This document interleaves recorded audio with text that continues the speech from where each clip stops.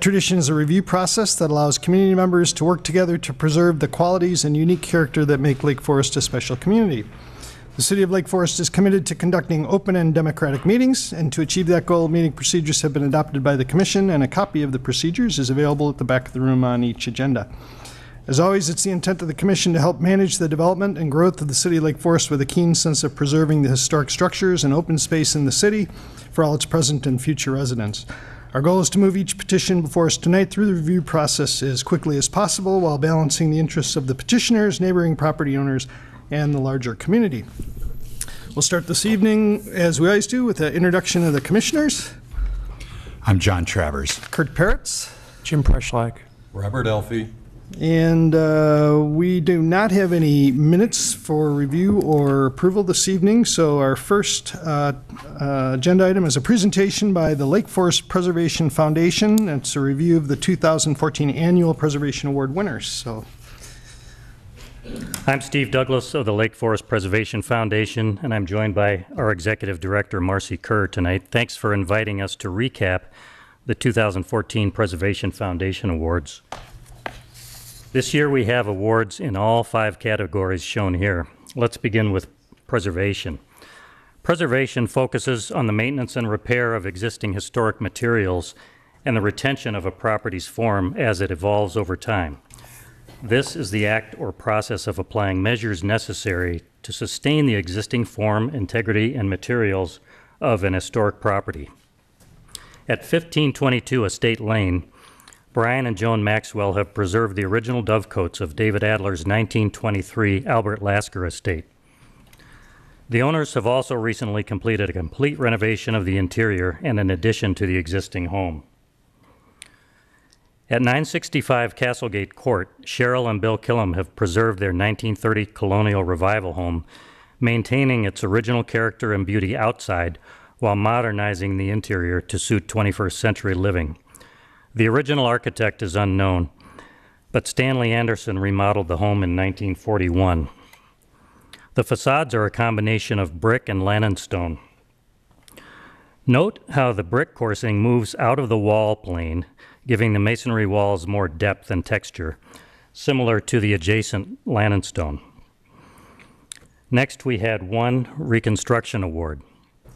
Reconstruction recreates the form, features, and details of an historic structure or landscape through new construction.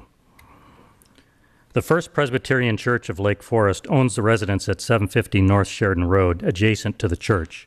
Originally constructed in 1910, the home was designed by Richard E. Schmidt. Confronted with a dilapidated garage which posed safety hazards, the church hired Mellicar Architects to rebuild the garage.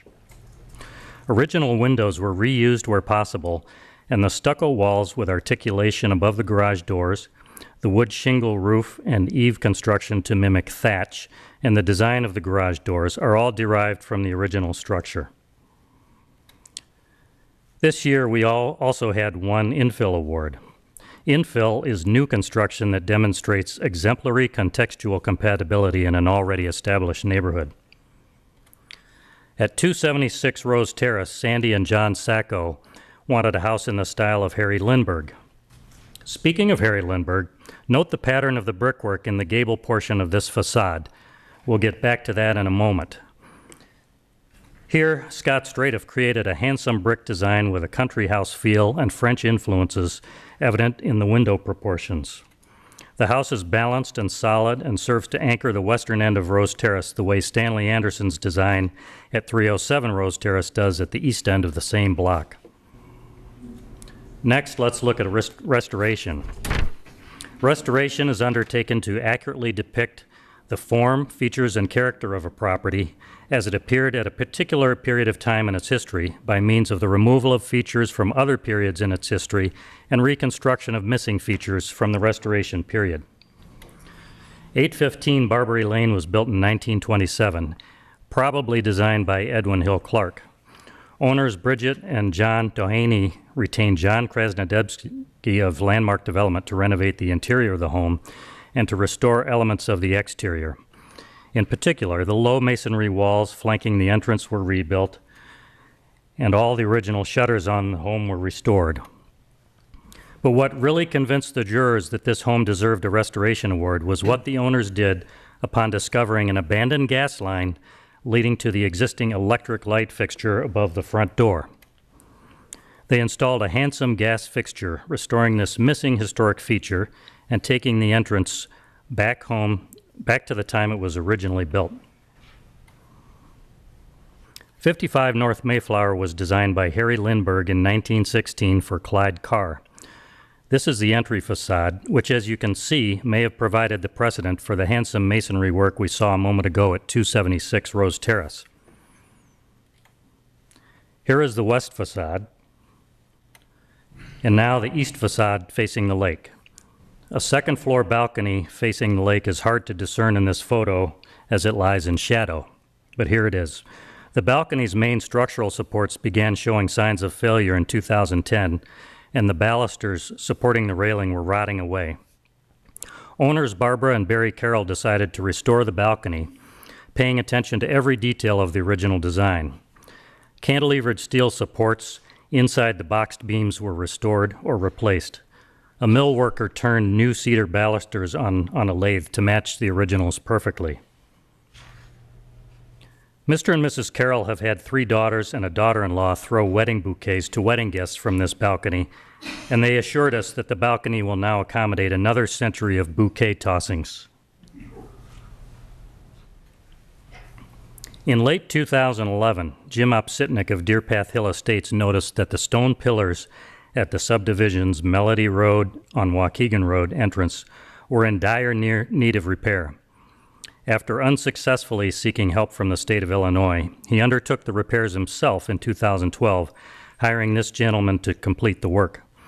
He replicated the formula of the original mortar to tuck point the stonework, and he completely restored the slate roofs.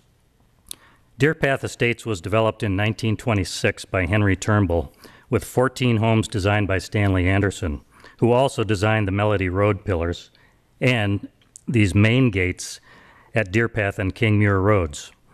In 2002, the foundation began raising funds to restore these gates, but the work was never completed. 10 years later, Jim Opsitnik's repair of the Melody Road pillars was the catalyst that led the City of Lake Forest and the foundation to partner on the gate's restoration. Each shared half the cost. Naturally, Jim oversaw the entire effort, and he even added these solar-powered lights. About 1 year after that, in late 2013, the foundation, supported by a neighborhood group, sponsored a Save the Castlegate Gates fundraiser to raise money for similar restoration work to these gates at Waukegan Road and Castlegate Court. The restoration was just recently completed, and of course Jim Opsitnik once again coordinated the work. The city again funded half the cost, with the other half coming from neighborhood donations and the foundation's annual fund. What great examples of what a public-private partnership can accomplish. We were pleased to recognize both the City of Lake Forest and Jim Opsitnik with appreciation awards in recognition of these restorations. Finally, we gave 4 rehabilitation awards. Rehabilitation acknowledges the need to alter or add to an historic property to meet continuing or changing uses while retaining the property's historic character. Repair, alterations, and additions are made while preserving those portions or features of the property which convey its historical, cultural, or architectural values. At 60 Northwestern Avenue, William Weber has rehabilitated a gardener's cottage formerly associated with a large Green Bay Road estate. Extensive work has been accomplished, including a new roof and restoration of the original shutters. Perhaps most interesting to our jury was the fact that many layers of paint were painstakingly removed, allowing the original beaded profile of the wood clapboards to be revealed after being hidden for decades by many layers of paint. Here you can see the beaded edge on the clapboards, as well as the charming doorbell at the rear door. 340 North Ahwahnee Road was designed by Chatton and Hammond in 1912 for William Caldwell Niblack. In 1928, Stanley Anderson added a 2-story addition. Owners Sandra and Mirando Berrettini have undertaken the rehabilitation of the entire structure. The interior of the home has been completely updated and improved. In addition, the exterior stucco was repaired, as was the slate roof.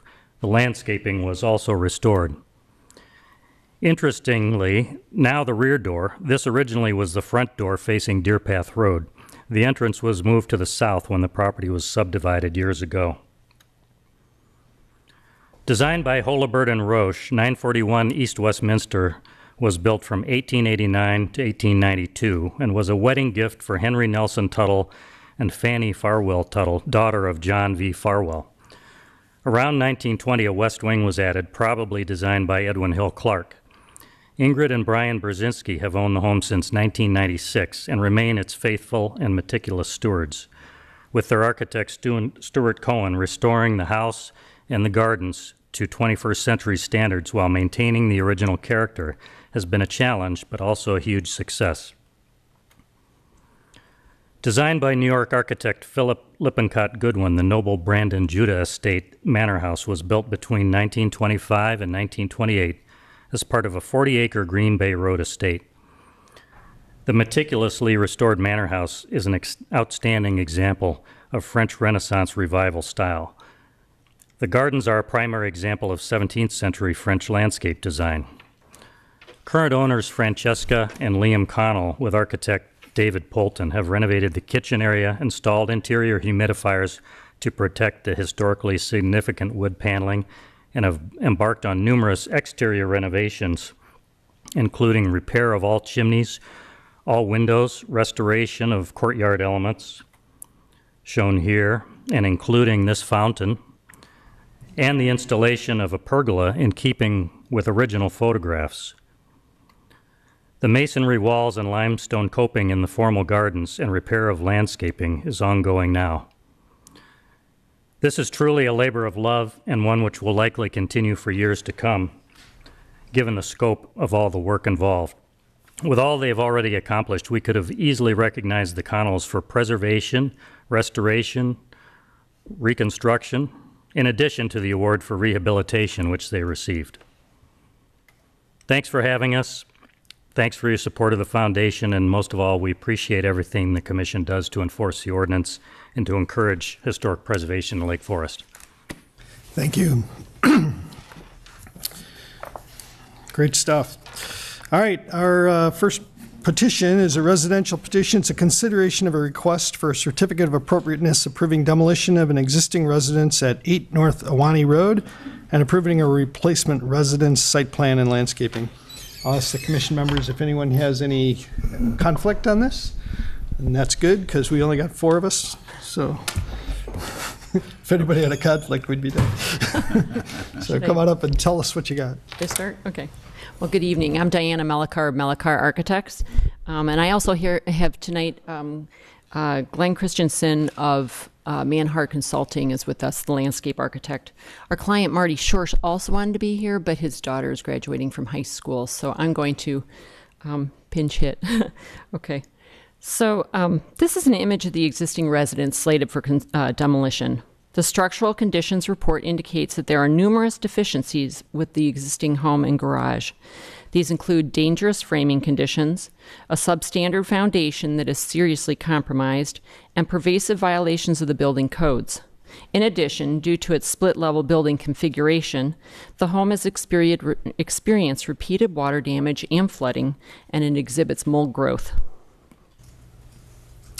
An historic resource evaluation report was also prepared, and extensive research indicates that the home is a non-contributing structure in the Green Bay Road Historic District. The report also states that this 1953 speculative home has no association with anyone historically significant, does not have distinctive design or detailing for the Cape Cod architectural style, nor is it made with fine building materials. The report concludes that because of its lack of significance, that demolishing the existing home would not detract from the character of the Green Bay Road Historic District, nor would it be contrary to the objectives for preserving the historic or architectural significance of that district. Now I'd like to concentrate on the proposed home's design. First, I'd like to give you some background information that provides the rationale for our building style, massing, and siting on the property. Here is an image of some of the surrounding homes in the immediate neighborhood. It has a mixture of home types, from modest in size to large estate properties with varying architectural styles. The style of the proposed replacement structure was chosen to be compatible with neighboring homes and conveys an understated elegance. There are homes on either side of the proposed home at 8 North Ahwahnee Road. The image on the left is 2 North Ahwahnee Road, which lies west of our property. It is an early prairie-style home, and it has an estate-like quality with its 2-story block-like building massing and large property setback from the lane. The image on the right is 10 North Ahwahnee Road. It lies just east of our property on the corner. It also has an historic Tudor style. This home has a more modest building appearance due to its 1-story eaves and close proximity to the private lane. This image shows a proposed streetscape image of the homes along Ahwahnee Road. The proposed home is shown in the middle between the existing homes on the left and right. We selected a French-inspired gentleman's country home style for 8 North Ahwahnee Road that is reminiscent of high-quality architect design historic homes found in Lake Forest. This architectural style works well in the context of the streetscape, as the 1-story roof eaves and roofscape of our home are compatible with 10 North Ahwahnee Road, yet the proposed building massing is simpler like 2 North Ahwahnee Road. Here are some representative examples of French architectural style homes in Lake Forest. Similar to our proposed home design, they display architectural restraint, regularly organized facades, and building masses that nestle well into their sites. Here is a picture of our proposed front elevation. The proposed home's building facades, massing, materials, and architectural detailing are consistent with this general French style. Building materials include random coursed ashlar Lannon stone walls, stone lintels and sills, a cedar shingle roof with copper gutters and downspouts, and painted cedar trim.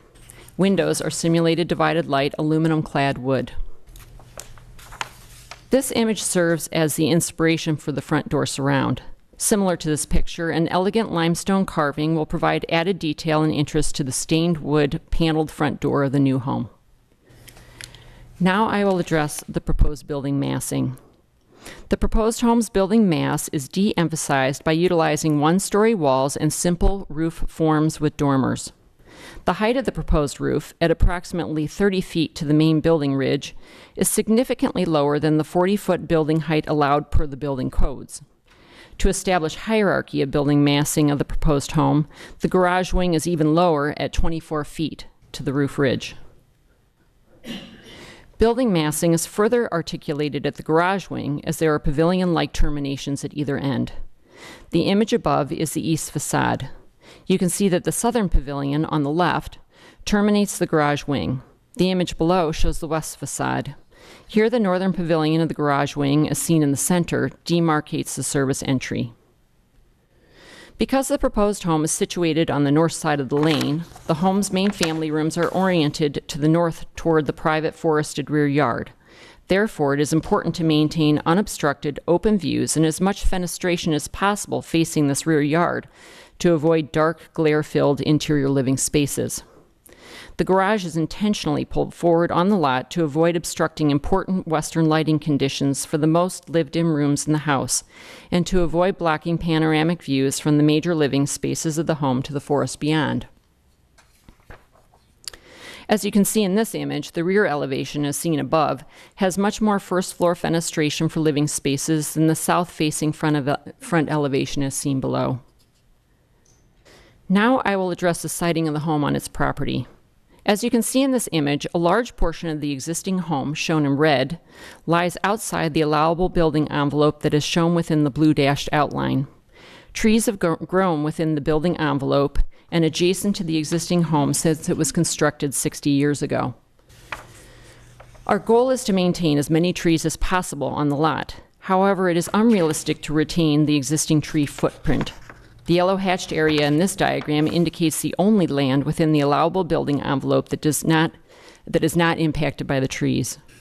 This diagram indicates how the existing trees and their canopies restrict the building envelope to an extreme degree. This is an image of the proposed building footprint shown in gray, as it is located within the allowable building envelope, and it includes the new replacement trees on site. As you can see, there is now a balanced woodland setting for the new home. This diagram shows the proposed home and driveway as shown in gray. Its footprint overlaps significantly with the existing building and driveway footprint to be demolished as shown in red. The proposed garage driveway is located in a similar proximity to the existing pavement and garage where there are presently no trees. The new garaging faces westward, where there is a large buffer zone of existing and newly added perimeter landscaping, an expansive yard on the adjacent property to shield views of the building wing. This image shows the proposed home in context of North Ahwahnee Road. 2 North Ahwahnee Road is on the left, our property is in the middle, and 10 North Ahwahnee Road is on the right. The white dashed lines show comparison of front facades in relation to the private lane. The proposed home is cited to be respectful of the adjacent homes and surrounding forest. The proposed home's main facade setback transitions between 10 North Ahwahnee's closer proximity to the private road on the east and 2 North Ahwahnee Road's home that is noticeably set back on its lot to the west. Because the proposed home is in a clearing along the private road, it is important to define a sequence of entry. This image shows how the drive court entrance is on axis with the front door, and it provides a welcome approach for visitors to view the home. The forecourt design is appropriate for the building's French architectural style and provides for visitor parking.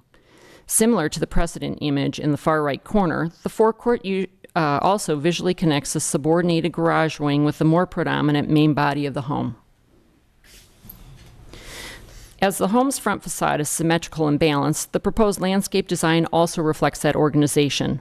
Deciduous trees demarcate the visitor's entry drive and corners of the forecourt and main building mass of the home. The forecourt provides some formality to the front yard sequence of visitor entry and arrival. However, the landscape design and hardscape materials are intentionally selected to maintain a less formal appearance that reflects the woodland nature of the site. Landscape and hardscape at the rear of the home are more relaxed and curvilinear as they relate to the private family zone for backyard activities and are configured to maintain health of existing trees. Presently, much of the rear and eastern side yards of this property are densely packed with undesirable underbrush, buckthorn trees, and invasive plant materials that make the lot feel smaller than its 1 1/3 acre size.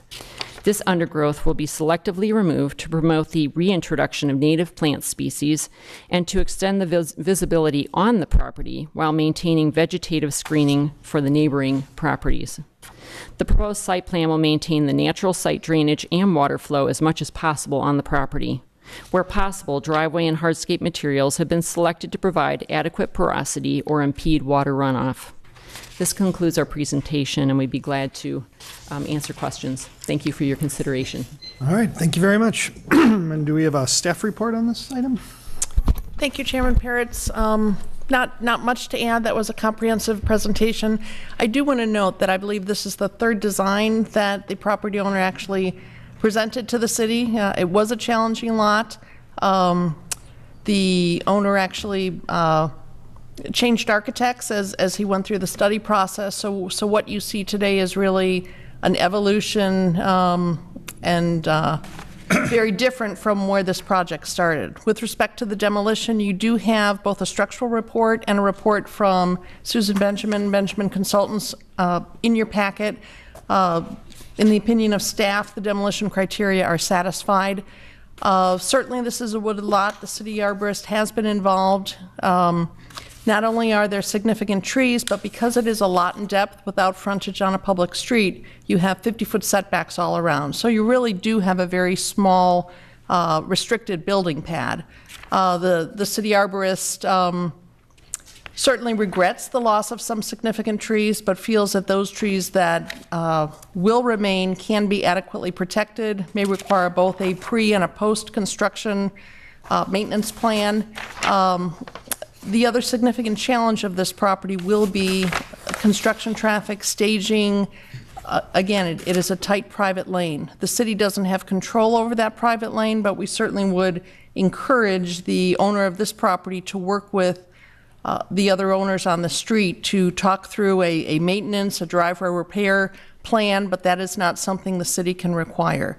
You do have a detailed review of the standards in the staff report, and you do have a suggested motion and a number of conditions that address the issues that I just reviewed. I'd be happy to answer any questions. All right, thank you, Kathy.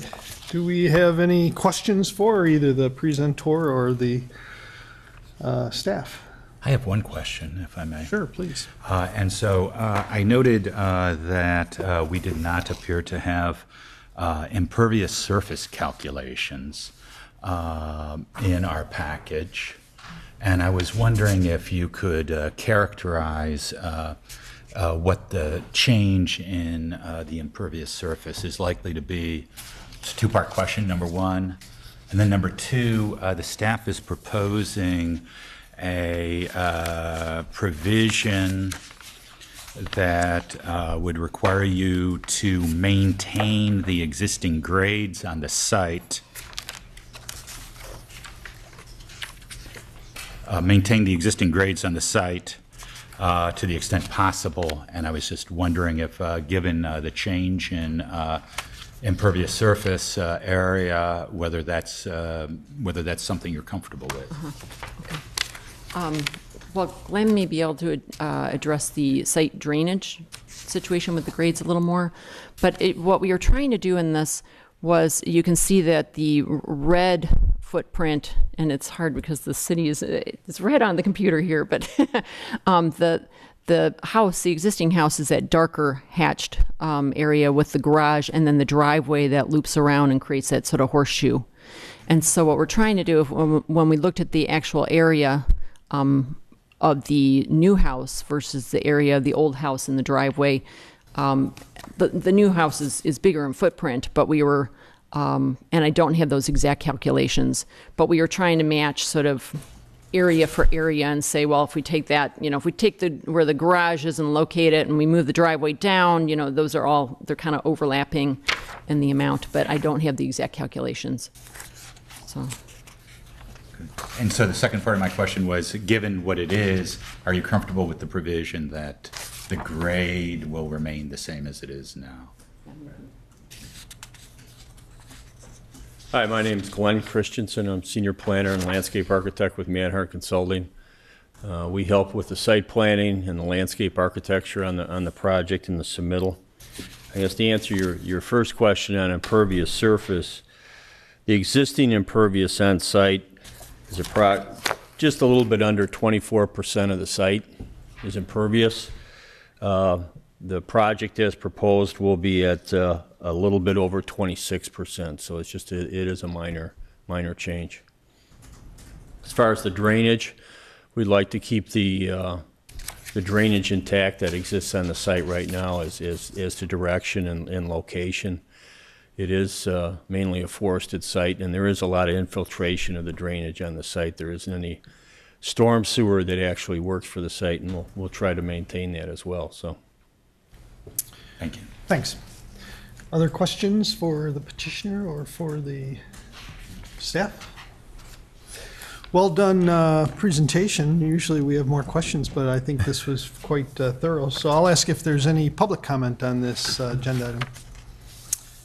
Sure, come on up.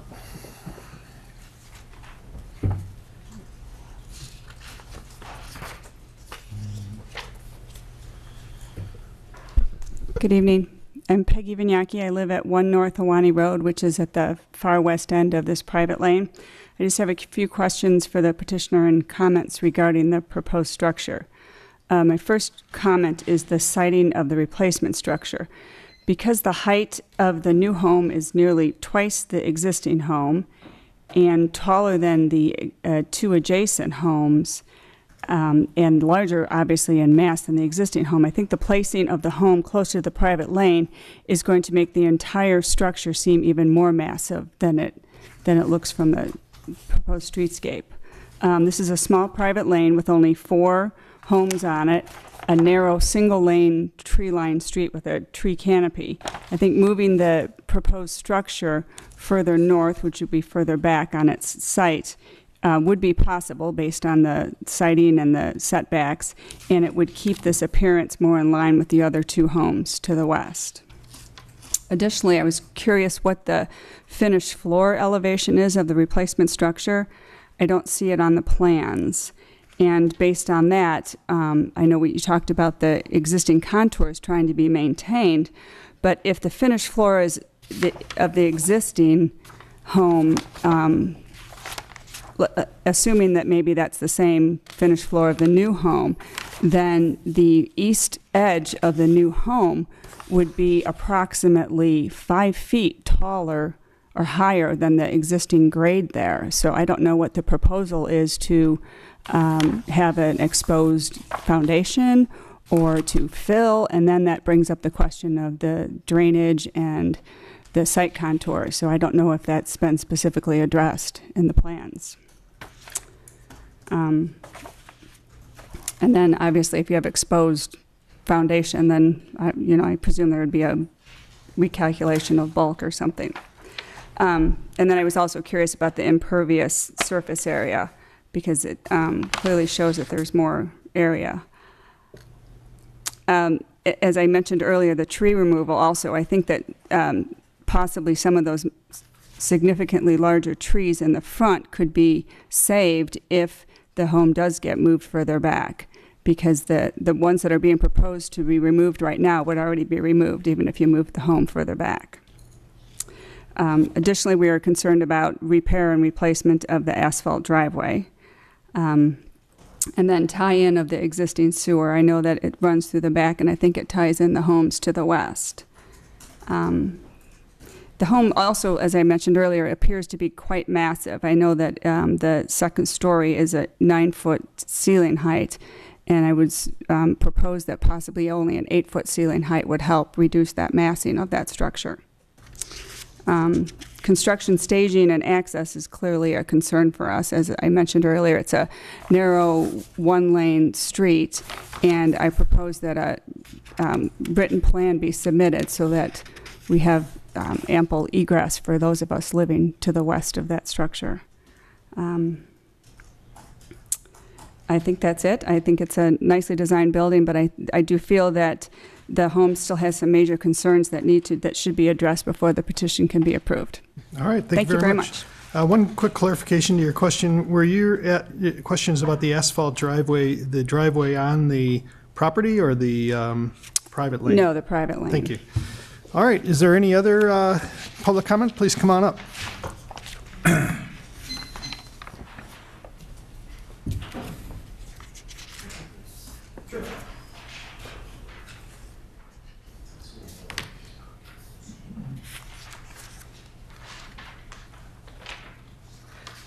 Hi, my name's Ted Mormon. I live at 442 Michigami Lane, which is the house that'll be directly facing them. Let's see, he told me it's laser. So my house is basically right in here, and basically our lot lines directly face each other. Again, with what Ms. Vignacchi just said, I agree. I think the house should be pushed back. It is going to be significantly larger in bulk than the existing structure. And I'm also really worried about drainage. It used to be right along here on their property line, there used to be a swale that ran all the way to here, to right about here, which is now Ahwahnee Road. And then there was a steel culvert that went under Ahwahnee Road, connected into the Wincia Golf Course. And then a creek flowed down to the main creek. What happened over the years, the people on 40 South Ahwahnee, which was the house right here, they put in a large pond. And by doing so, then the swale was removed over time and it just filled in. But then the current owners had small children, so then they filled in the pond, and so as a result, losing both the swale and the pond, the back half of our property is unusable this time of year. As is, if you go, I was in this area this morning, you sink 3-4 inches into the muck. They're both like swamps, as is our backyard. So, and right along here is their property, and like I said, right against the private lane is where the swale used to be. I would like to see them restore the swale, because it's going to be obvious, that the drive is going to get destroyed.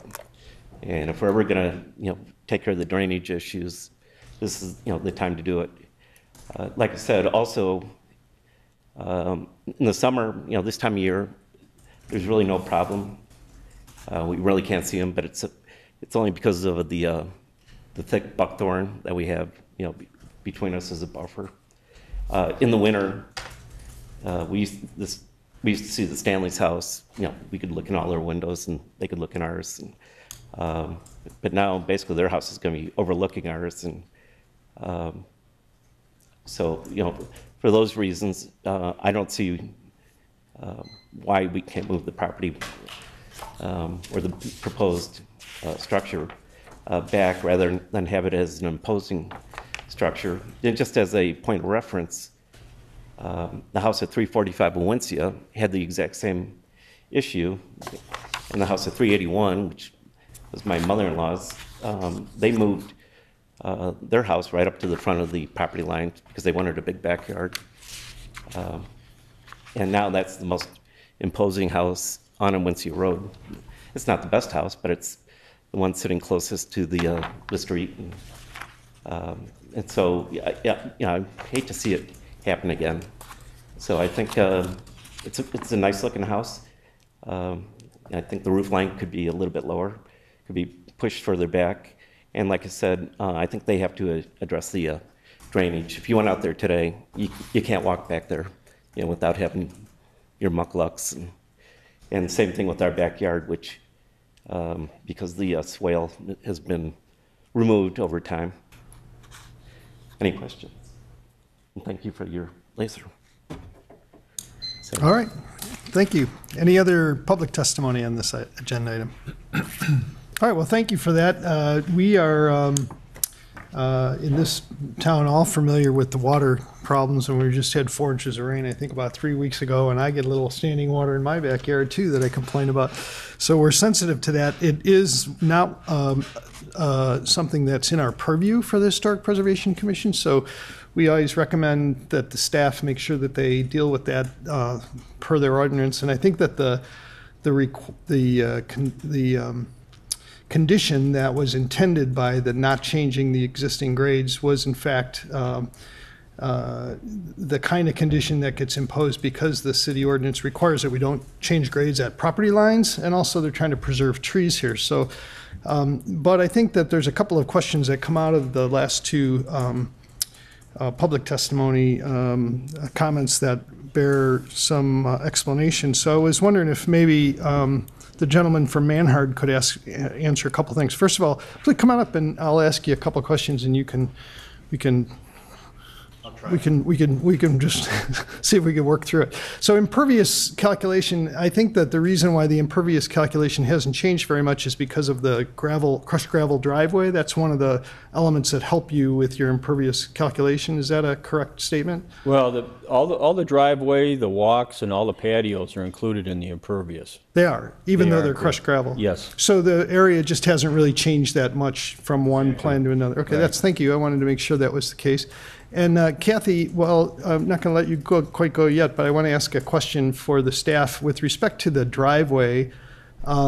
Is it in our wheelhouse to add conditions with respect to the driveway in terms of repaving the driveway, changing the driveway, doing anything to the driveway, or is that not outside of our scope? Because of the configuration of this driveway, it's my understanding, and someone can correct me if I'm wrong, but there isn't an easement that there's actually, this property, for instance, does go to the south property line, and the driveway crosses it, so there may be a joint easement. I don't believe that there's a private maintenance agreement.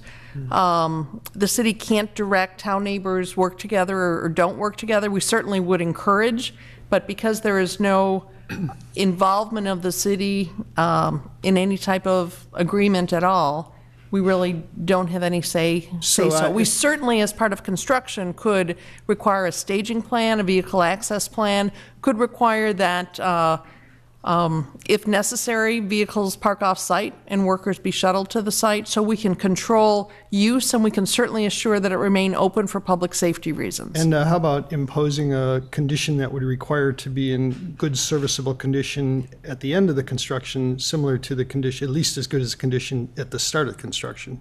Since it's part of the petitioner's property, I'm just asking the question. You could certainly impose that condition. I think it puts the city in a difficult position because a decision on whether something is in the same or reasonable condition becomes difficult. Okay. We could certainly require, and I think we've done this in the past, that the owner of this property submits some kind of written documentation that there's been communication with the other owners and an effort to, whether it's a commitment to resurface it or rebuild it. I think the condition is a little difficult because it puts the city in the position of enforcing something that we don't have any control over. You've answered my question. All right, so now I'll go back to you, sorry. If I might add, Sure. Obviously we don't have the owner with us tonight, but I guess I have a question is, were there any plans to resurface that drive at all with the property owners? There is. Okay, and I guess it's a common sense thing, and obviously we can relate to our client to talk to the other two owners. It wouldn't make a lot of sense to resurface that until the construction is completed, and get those folks together. And I was trying to get to whether or not I could adopt an enforceable constraint, or whether I needed to impose from this group the requirement for you guys to just work together as neighbors. That's really hard to do. Yeah, I guess my recommendation would be to make that recommendation. Yeah. And obviously, he's got an interest in that road as well. Sure, and, sure.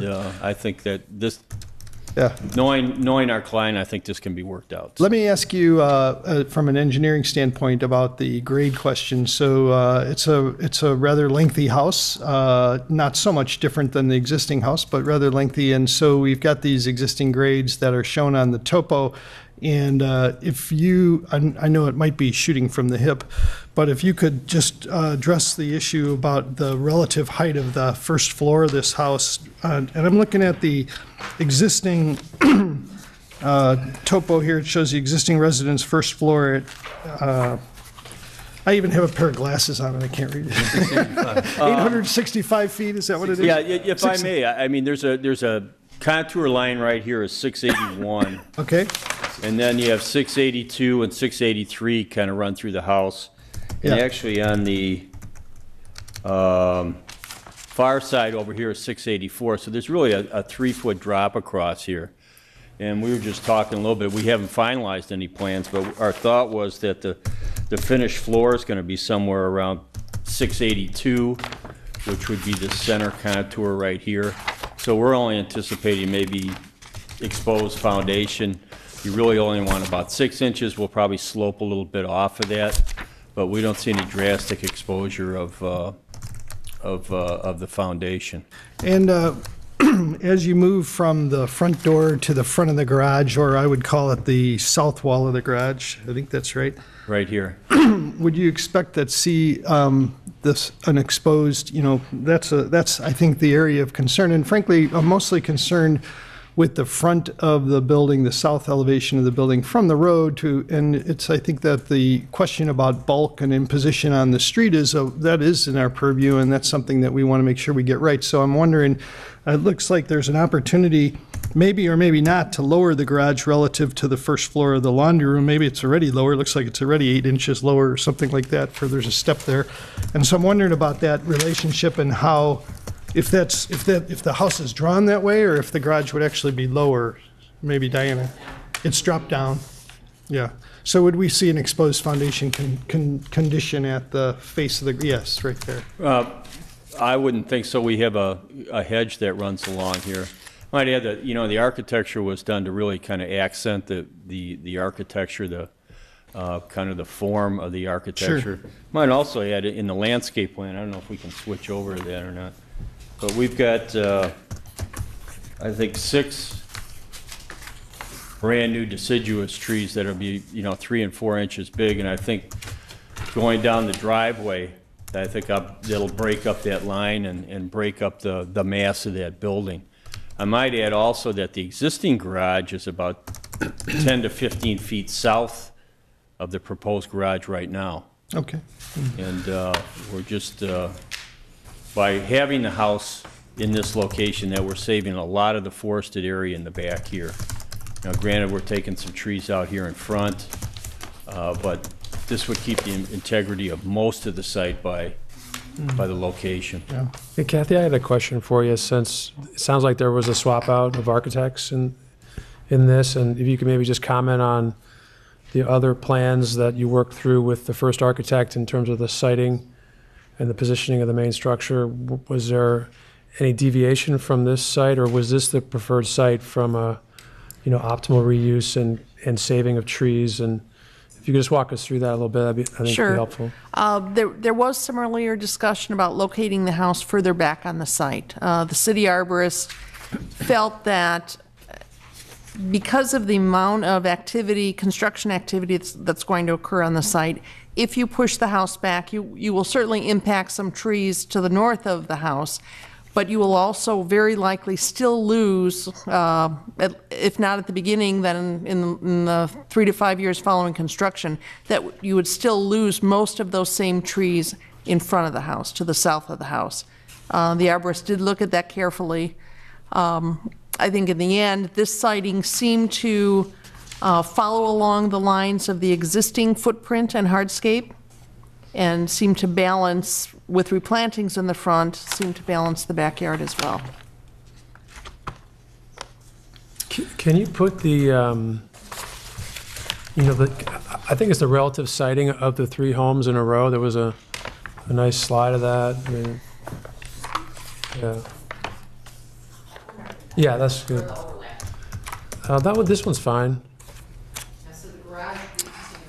Yeah, Diana, could you maybe talk us through the bulk issue and explain kind of your logic and how your comments about whether the siding could be moved back and that would be helpful or not? Well, and this is the existing garage that's there right now, and then we're set back here. Yeah, I mean, it really comes down to a tree issue as much as, we'd love to continue pushing this back, but then you're just sort of ripping through the forest that's there.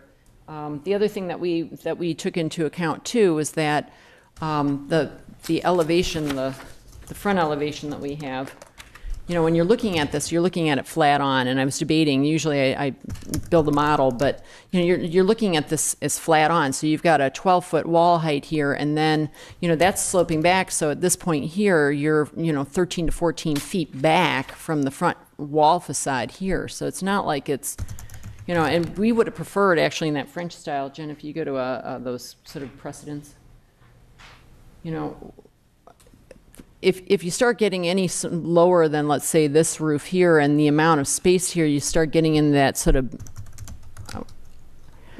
builder realm, if you want to call it that. This is actually a very helpful image because of the upper left-hand corner drawing, which is in some ways similar to the massing that this will have. The garage is an appendage to the main house. The main house is set quite far back from the... And did you think about the 9-foot versus the 8-foot ceiling heights on the... Okay, well, let's explain that too, because unfortunately we don't have a cross-section here, but our outside walls of the rooms on the second floor are actually at 6 feet, okay? And then they slope up because we've got space in this attic of the of this home. That puts us, we could make them 10 feet. We could make them, we're taking up attic space essentially, but we made them at 9 feet. So they start at 6 and then they start sloping up to 9. So it doesn't make any sense to be shortening that anymore because then you can't fit any furniture on the outside walls at all. Great. But we chose that style intentionally, and the developer, the owner basically came to us and said, you pick any style that you think is going to fit here. And we went, whoa, you know, usually we have a client that comes to us and says, I want this style. And so we spent quite a bit of time sort of studying the neighborhood, trying to figure out what would fit within that, within the forested setting, within that private lane, what fits in the neighborhood. And we really felt strongly that that architectural style was good because it was cutting down on the apparent wall height and then sloping back, sort of, you know, your Harry T. Lindeberg kind of precedent like we were looking at earlier in the Historic Preservation Foundation slides of getting something that was going to be simple but elegant, but also featured low walls as opposed to being much more blocky. Do you think there's anything else you can do to address the neighbors' massing concerns? And if you had talked with them while you were doing the project, would you have done anything differently? Well, like I said, I would feel, you know, if I could push it back another 10 feet, that would be great. But then we start mowing over some pretty important trees in the back. So aside from moving it back, is there any architectural techniques or other things that you would have done differently?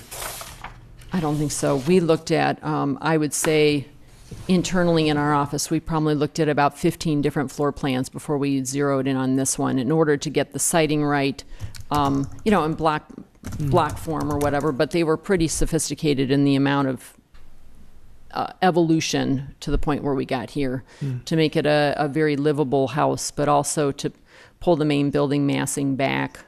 And so what we are doing by putting the garaging on the west side instead of the east side and pulling that garaging back from where the existing is now, we felt as though we were getting that mass off of the neighbor who's closest to them to the east. And so I think that we really did a fair amount of study. Any other questions from anyone? Yeah, I just wondered, did you look at the idea of, you've already got a flattened top, so you could lose some height and still not affect anything inside. We would like to make it taller. It really starts compromising. Like I said, it starts, it takes it out of the realm of it being a really historic, sort of true to the style for the our French architectural. Right. Right. It starts cutting it down, and then, you know, I live in Whispering Oaks, and you can see that kind of house in Whispering Oaks. You know, I mean, it's much more of that sort of developer kind of builder kind of house rather than being more in that higher architectural style. How much of the terrible, massing sensitivity do you think is driven by the fact that it's kind of a smaller Cape Cod to this? I mean, is I'm sorry? How much for the average person, in terms of the massing difference, is it driven by the existing structure to what you're proposing versus if there was a bigger house on the lot today? I mean, do you think, just as a pure, it's just an open-ended question. I mean, do you think, because for me, it kind of from Cape Cod to this, it's a big kind of jump in style. I'm just curious what.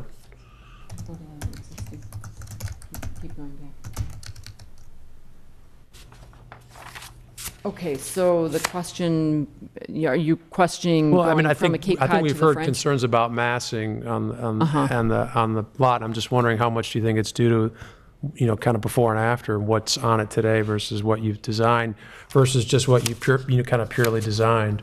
I mean, is it a relative issue or is it an absolute issue, in your opinion? I'm sorry, I still don't understand. Well, we did actually look at a Cape Cod style early on, you know, for this, thinking, well, maybe that would work. And it was with the programmatic requirements and things, it was just, you know, unruly, and kind of the massing was not easy to tie together. Yeah, I think your point is that you're coming from a relatively small house to a relatively larger house, and so it's imposing just to do that regardless of how it's massed. Right, yeah. I didn't want to say that, but yeah, that's the question. I don't mind saying it. I mean, it's just you know, what's on there, it's a relatively small house now, and so folks are used to driving by a relatively small house, and this is a relatively larger house, so I'm not sure that regardless of how you put it on the site, it would still have there's a difference there. So There is, Yeah. no question about it. You know, I don't know what the bulk is on this one, but, you know, I do. that one's got a strange, the existing has that kind of odd scenario where it's got the, you know, that English basement on the 2-story on the back, 1-story on the front. It's a 5,000 square foot house. The existing home is obviously not that big. So. Do you have approximate idea what the ridge heights are on the On houses the on either side? on the houses on either side. We have a comparison on the street elevations there, so you There can you get a feel for that. Pretty accurate. So, yeah. So it's a little taller than the one on the tin and, No, this is not the, these are not the houses on the lane, right? yes, they are. Yes, they are. Oh, they are. Yeah. I'm sorry. Okay. You can come up if you want to say something. Yeah.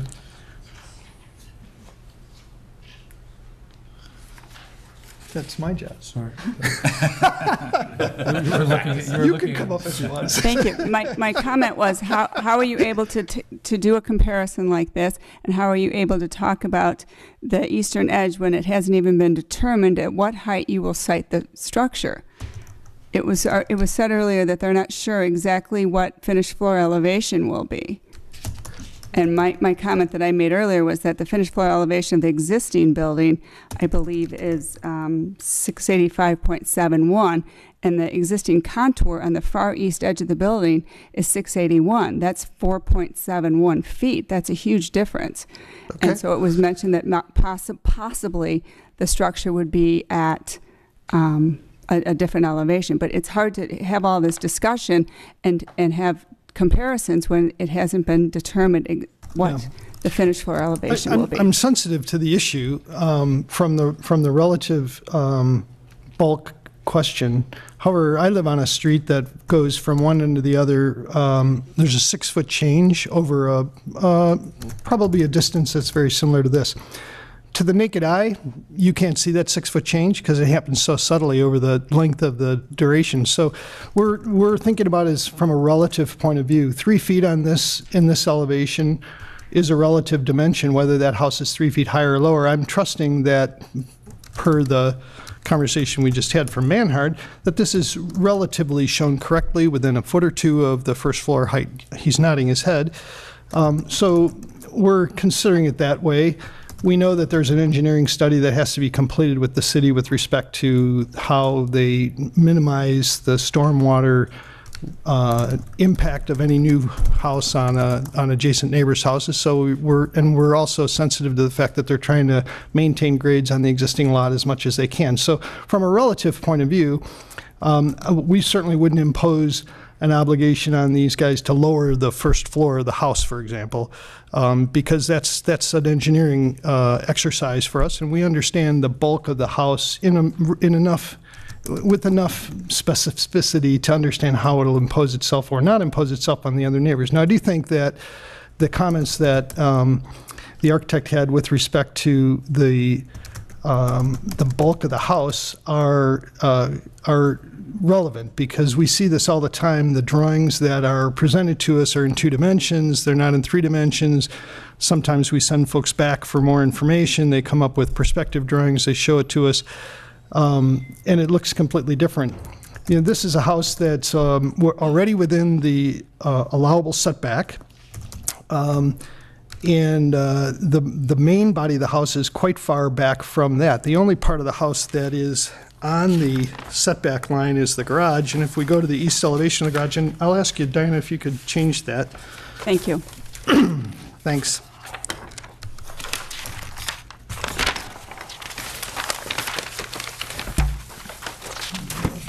So the east elevation of the garage, there's a number of things that have been done here to minimize the and this is quite sensitively drawn. I appreciate this, and I have great confidence in this presenter, actually, from not so much previous presentations, but actual execution.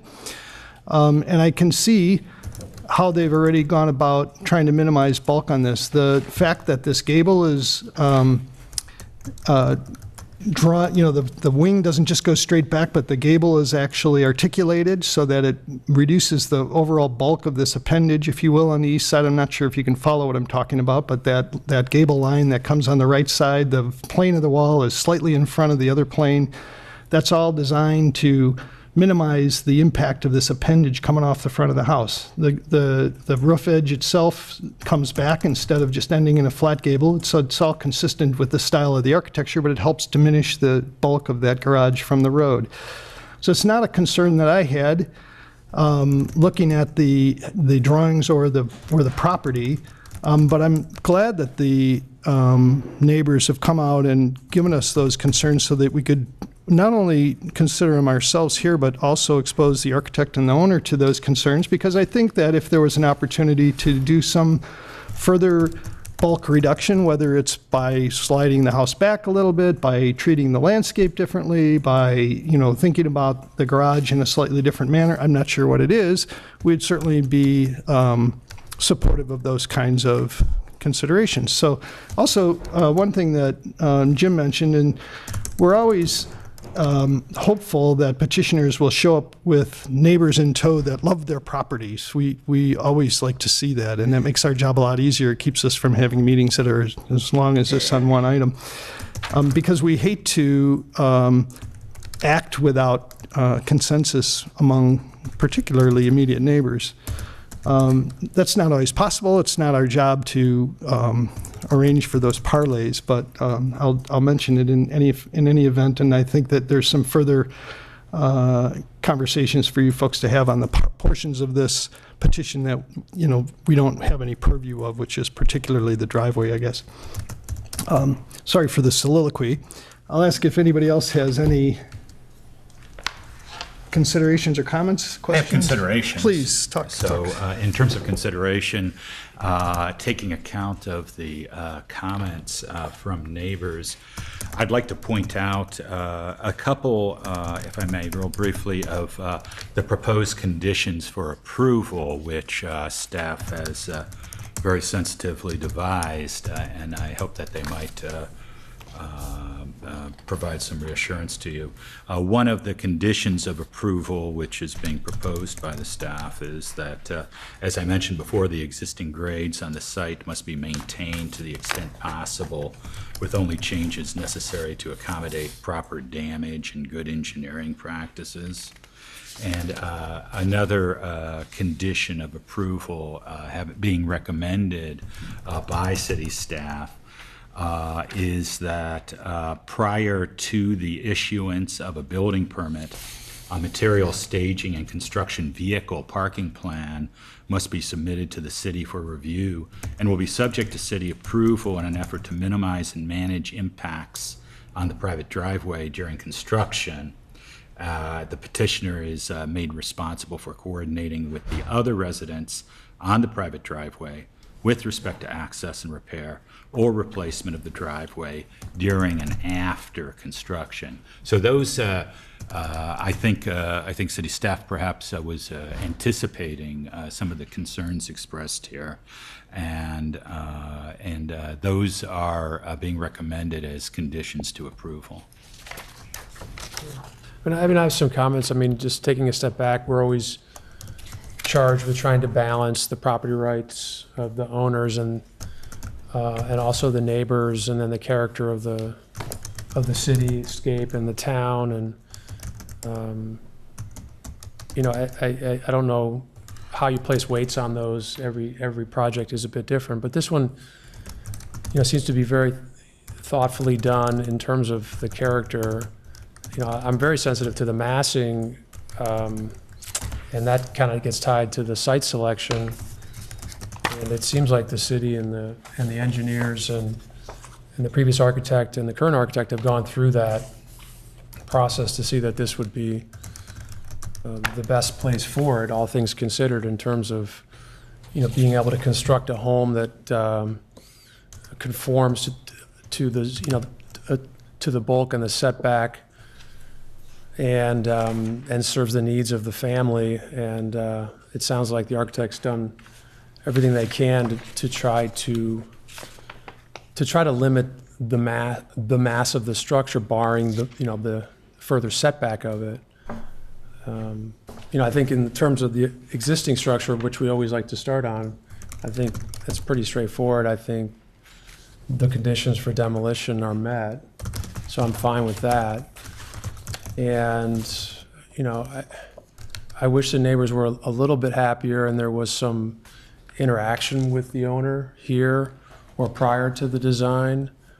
But I do think it does conform to what we need to look at in terms of bulk and setback and their rights as property owners. So I'm leaning towards approving it, just subject to the conditions that John had mentioned.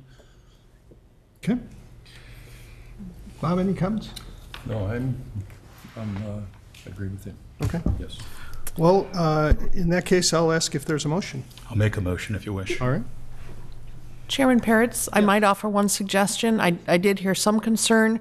You may wish to add a condition that directs staff, I think much as you said, to explore whether there is an opportunity to shift the house back. I believe I did hear the architect say that she would actually support that. I think if you are open to the loss of some additional significant trees, knowing that there will be replanting, we can certainly at least explore that. So if you'd like us to do that, I would suggest adding that as a I think condition. we're supportive of that. Yeah.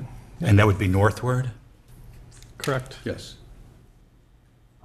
Yeah, I mean, there's quite a bit of new trees already being populated. Is that, Kathy, is that right? I mean,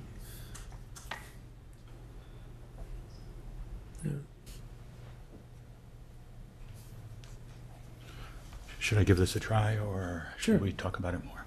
I think you're good. Yes. Very good. And so I'll try and form a motion. Based on the findings detailed in the applicable staff report dated May 28th, 2014, which document that the project complies with the standards in Chapter 51, Historic Preservation of the City Code, and incorporating the materials submitted and presented by the petitioner, and the testimony and the deliberations of the commission at this public meeting as additional findings, I move that the commission grant a certificate of appropriateness approving the demolition of the existing residence and construction of a new single-family residence, the overall site plan, and the preliminary landscape concept plan for the property located at 8 North Ahwahnee Road, consistent with the application and request presented to the commissioners by the petitioner, and that the commission condition its approval on the 7 enumerated conditions of approval set forth in the applicable staff report, and the further condition that staff and petitioner explore opportunities to shift the location of the new single-family residence in a northward direction. I'll ask Kathy if she thinks she got it all. Motion's been made by Commissioner Travers. Is there a second? I'll second it. Seconded by Commissioner Preschlack. All in favor say aye. Aye. Aye. Any opposed? All right, so that's passed. Thank you for that. And Kathy, thanks for that added motion. I think that was helpful. I hope the neighbors have felt their time was well spent this evening. We certainly appreciated them coming. All right, our next petition here is a consideration of a request for certificate of appropriateness approving additions and alterations to the residence at 540 Crabtree Lane. So if you want to come on up and set up, that'd be great. And I'll ask the commissioners if there's any conflict on this one. No. And I see none. Also a good thing.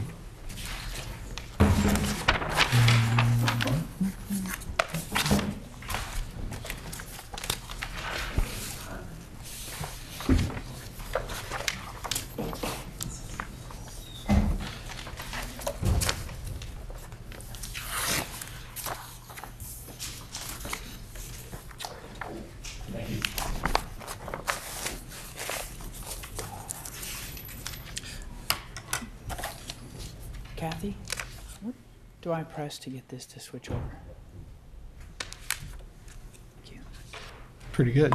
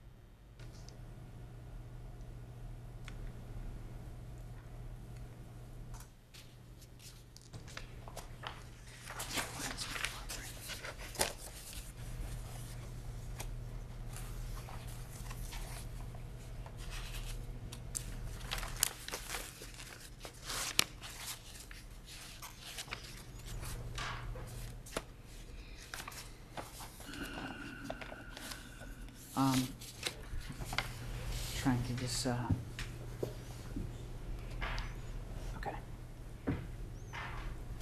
Okay, I'll introduce myself and my clients. My name is Edward Deegan. I'm the architect for the project at 540 Crabtree Lane. My clients, John and Cindy Nadeau, are embarking on an addition renovation of their home, and I give them a minute to take the platform. So please, if you could try to use the microphone as much as possible, because we have folks at home who always yell at me. Good evening. My name is Cynthia Nadeau, and I am the proud owner of 540 Crabtree Lane, along with my husband, John. And I'd just like to briefly talk to you about how I became introduced to the house, and it was through summer tennis. I've played tennis there the last several summers, and the instructor there taught the previous family for over 25 years. During my visits to play tennis there, he would talk to me about how historic the land was, being part of the original Crabtree Farm. He talked about the history of the architecture being Stanley Anderson, and he would describe interior spaces that really sounded enchanting. He'd talk about the gardens and the events the family had. And when it went on the market last summer, I knew I had a special opportunity to become the fifth steward of an historic home that's over, I think it's 104 years old. So all I had to do then was convince my husband, and now you get his 2 cents. She duped me on a recent trip home from Europe when I was a little jet lagged, but here we are. She's never complained about the cost of golf, has she? My name is John Nadeau. My wife and I, Cindy, raised our family in Lake Bluff for the last 20 years. All the children have moved out of the house, and so we're starting to dream differently. She fell in love with the house, and then when she introduced me to the house, it immediately romanced me. So we see it really in 2 dimensions. One, it creates new dreams for us and our family in terms of the possibilities there. And in addition, I think the house has an opportunity for us to kind of do some things to preserve its charm. So we're looking forward to that, presenting that proposal to you and seeing where it takes us. So we're really excited about the possibilities. Great. Thank you. Thanks. I'm just going to give a quick overview. I'll first talk a little bit about the history of the house. What we know, we have some drawings from Stanley Anderson, which is his archives, which is very exciting, and that was used really as inspiration for some of the moves that we're proposing. Talk a little bit about the existing structure as it stands today, and then talk about the proposed addition renovations and some of the shifts in the existing plan to sort of meet the client's needs moving forward. This really is a contextual site. You can see the existing house in the center with the tennis court to the east, swimming pool to the back, and then the property to the west and property to the east. So it's comfortable distance as it stands existing right now from the 2 adjacent properties. Again, another shot, just a slightly different perspective showing the adjacent properties and the main house. These are some of the drawings that we acquired from Paul Bergman, showing some of the initial studies in the late 1920s that he did. One of the interesting pieces of text on this was remove existing carriage doors to preserve. Obviously, this house, had a different function at some point. So these are just some of the key notes that we picked up on, and some of the, interesting elevation studies that he was playing with in terms of filling voids with double hungs and new windows and door openings. This again is what appeared to be a preliminary plan study of the, obviously the U-type shape or the courtyard style house, these two front areas. And one thing that struck us right now in this proposal is he had two very balanced porticos that were open air, both the east and the west. In these next studies, he actually chose to enclose the southeast portico into a sleeping porch, and that's really what this indicates. So at some point down the road, he chose to enclose that, make that an enclosed space, so it now is not exactly balanced to what was on the west side. And again, an existing drawing showing some more detail. The salient things in this drawing, which is very interesting, is the kitchen is off the back, and it currently is where the garage is today, which was one of the things that sort of jumped out at us combing through these drawings, saying, hey, this was one of the goals, to try to get the kitchen in the main living area off the back, to utilize the swimming pool, the great yard that currently exists, to try to get the living activity back towards the main part of the house. And again, taking a look at some of these existing details, the Palladian frontispiece entries over the doorways, the typical Stanley Anderson sort of pencil-like column with a very clean entablature. All of those details we sort of take into account when we're moving forward with the proposed design. Just quickly walk you around the existing house in case you didn't have the opportunity to do so.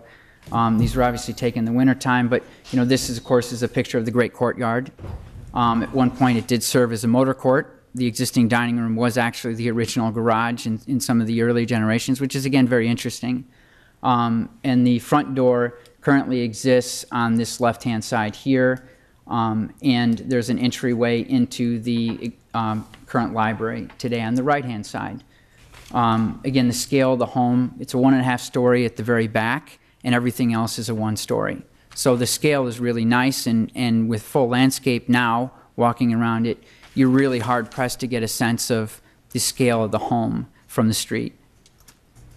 Again, these are just view shots inside the courtyard, sort of working our way out of the courtyard. And this is the area, the bottom right photograph is the area that was sometime in the 1970s enclosed with a greenhouse adjacent to what was originally that open porch, which then was converted to a sleeping porch. This is an area that we obviously want to address in the proposed renovation of the project. We want to remove that greenhouse, reinstate the big open porch so that it then matches what is on the west side like this. So you have a completely symmetrical, balanced front elevation. These are photographs moving around to the back side of the house, which you can see the swimming pool and the enclosed porch, which is now somewhat like a four-season room. We're suggesting that become more of an open screen porch area, more of an outdoor space, again, bringing back some of these open, these structures that have been enclosed over time and bringing them back to outdoor spaces. More shots of the backyard just to give you an idea of the distance of the home and the sort of the graciousness of the landscape.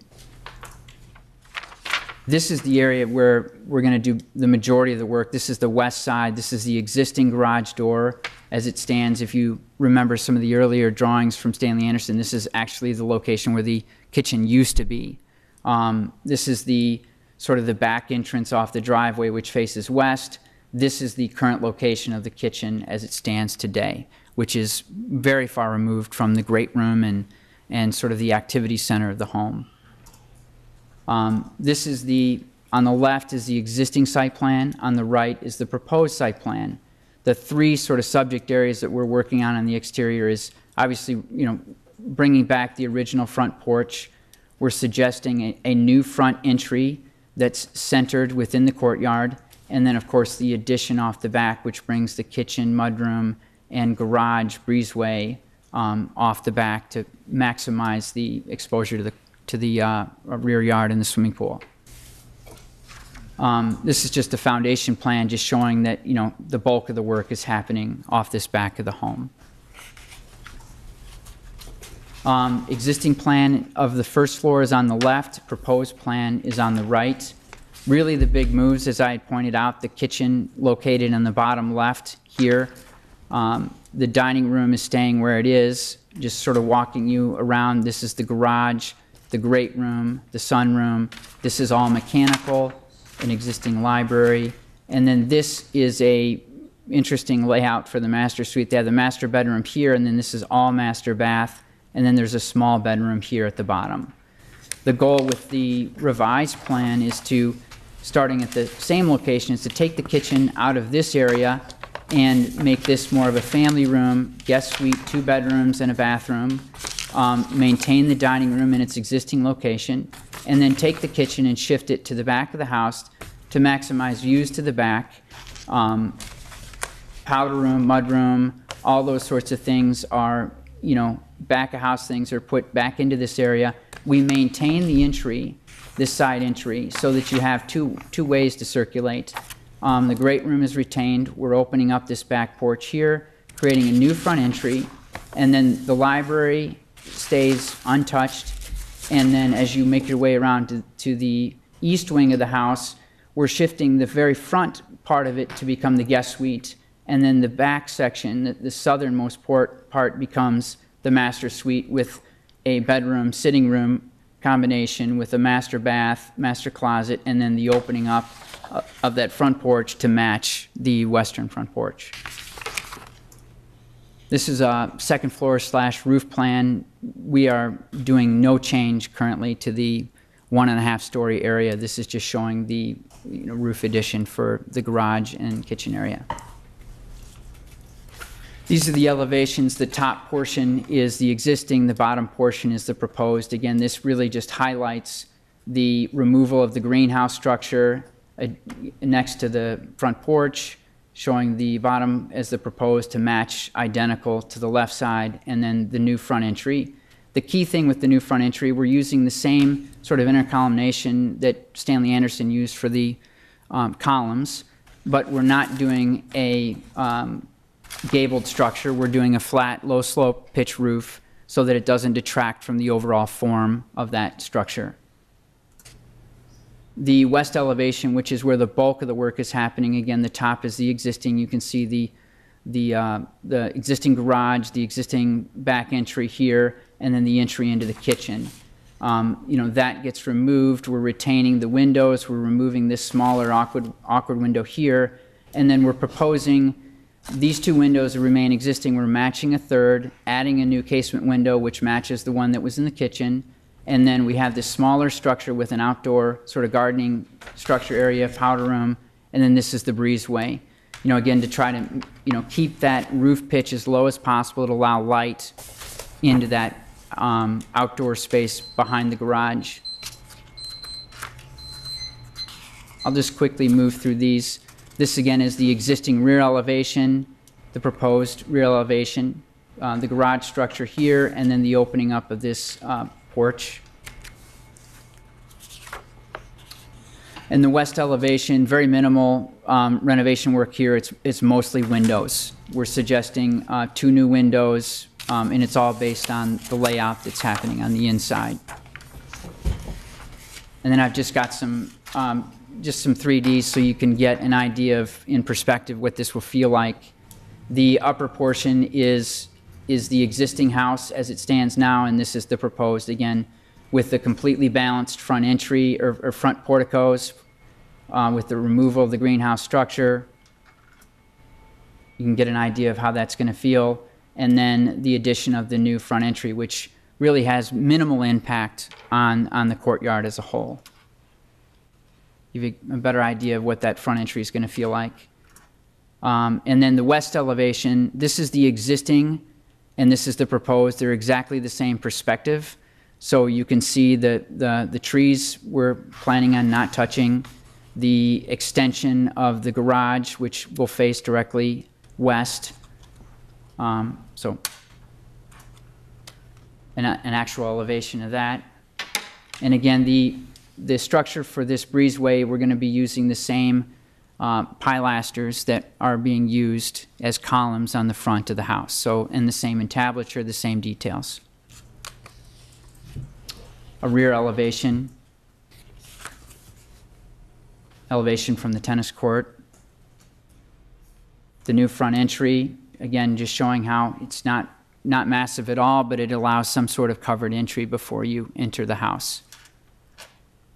And then this just illustrates the area that is created by the little courtyard in back, which is created by the garage, which allows for, you know, an outdoor eating area prior to coming down to the pool.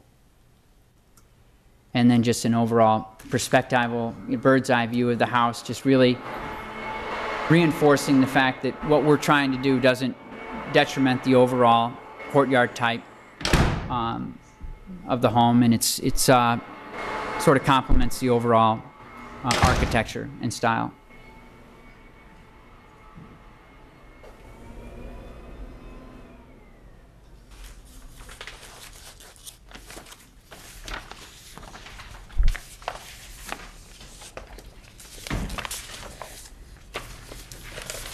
That's it. Great, thank you. All right, technical difficulties abound. We'll ask if there's a staff report on this petition. I don't have much to add. This certainly is a very unique project. It's an exciting project because over the years, potential buyers have come to the city with some proposals for very different approaches to this property. I do understand that perhaps this is a first phase for the new owners, and certainly aspects of the project, like over time perhaps removing the aluminum siding. Those certainly are budgetary considerations, and taking on a project like this, you can't do everything at once. Staff is supportive of the project. You do have findings provided in your staff report and a recommendation to grant a certificate of appropriateness. All right, I'll ask if there's any questions from the commissioners to either the staff or the petitioner. And I see none again, so once again, it's an opportunity for the public to address the commission if there's any comments from the public. And I see none of those, so now we get to deliberate.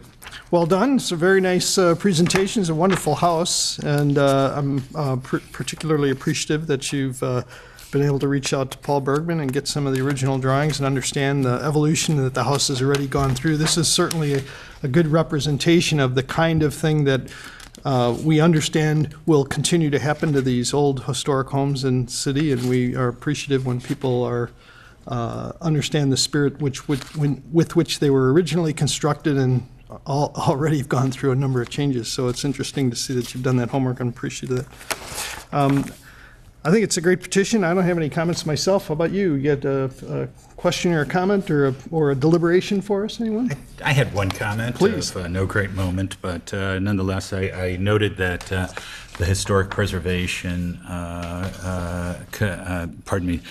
the Lake Forest Preservation Foundation came forward favorably in their written comments on this project, specifically mentioning the staff's recommended condition of approval, which was one I hadn't seen before, which was under item 1A of the recommended conditions of approval, that the petitioner is encouraged to explore whether the original wood siding remains under the existing aluminum siding and whether it is salvageable, and the owners are encouraged to over time remove the aluminum siding and restore the exterior to wood, the original material.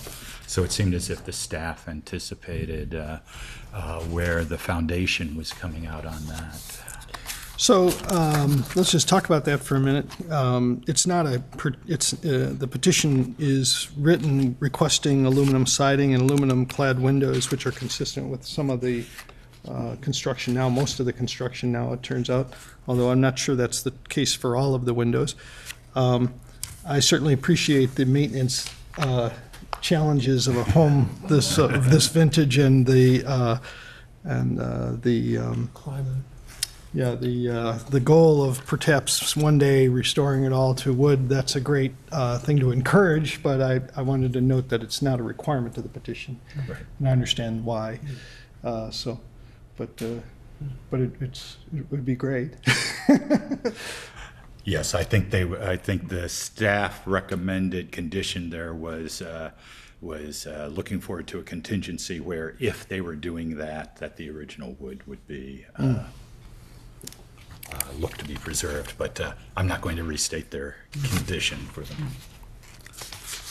Just going to reread that. Yes, sir. Make sure I haven't gone off the rails. And I would just add that that was written with the intent that if either as part of this project or as a future project, the owners wanted to make that transition back to the original wood or to replace it in the likeness, that it would not require, that particular project would not require reapproval by you. That's a wonderful condition. Or non-condition, I'm not sure which it is. Allowance. Any other deliberations? I'm supportive of the project. I think it's a good project. Great, I'll ask if there's a motion. I have a motion if you would like me to make one. Keep going, you're on a roll. Okay. And so make sure I'm at 540 Crabtree? Yes. I would like to formulate the following motion. Based on the findings detailed in the applicable staff report dated May 28, 2014, which document that the project complies with the standards in Chapter 51, Historic Preservation of the City Code, and incorporating the materials submitted and presented by the petitioner, and the testimony and the deliberations of the Commission at this public meeting as additional findings, I move that the Commission grant a Certificate of Appropriateness approving the alterations, additions, and restoration work as detailed on the plans presented to the Commission for property located at 540 Crabtree Lane, and that the Commission condition its approval on the conditions of approval enumerated under the 6 numbered paragraphs on page 5 of the staff report. All right, the motion's been made by Commissioner Travers. Is there a second? Second. Seconded by Commissioner Alfe. All in favor say aye. Aye. Any opposed? So that's all for supportive of that. Congratulations. Good luck with your tennis project. I'll keep you out of trouble for a while, I think. All right, we have one more, I believe, and that is a consideration for a request for a certificate of appropriateness improving a new single-family dwelling site plan and landscaping on a vacant lot at 1120 Elm Tree Road. Once more, I'll ask if any of the commissioners have any problem with this, and I think we're good to go. So if you want to introduce it when you get ready, that'd be great.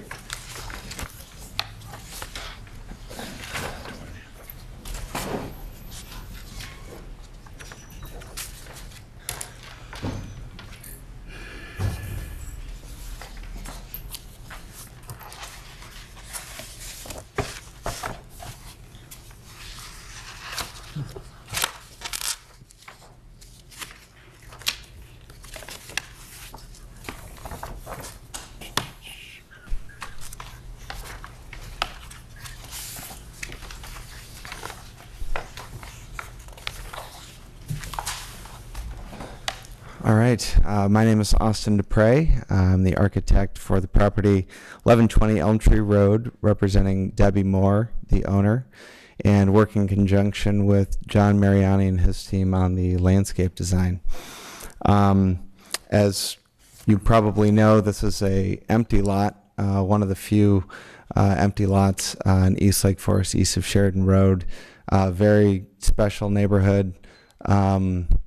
I actually live about 2 blocks west of this house on Woodland, so I run past the site all the time, and I know a lot of the residents of this area are longtime residents of Lake Forest, and certainly appreciate the kind of quiet, subdued, country-like setting of the neighborhood. So, as an introduction, just wanted to mention my specific sensitivity to the neighborhood. And also, the owner, Debbie Moore, has lived here. Her family's lived here in Lake Forest for generations, so she certainly gets it. Let's see here.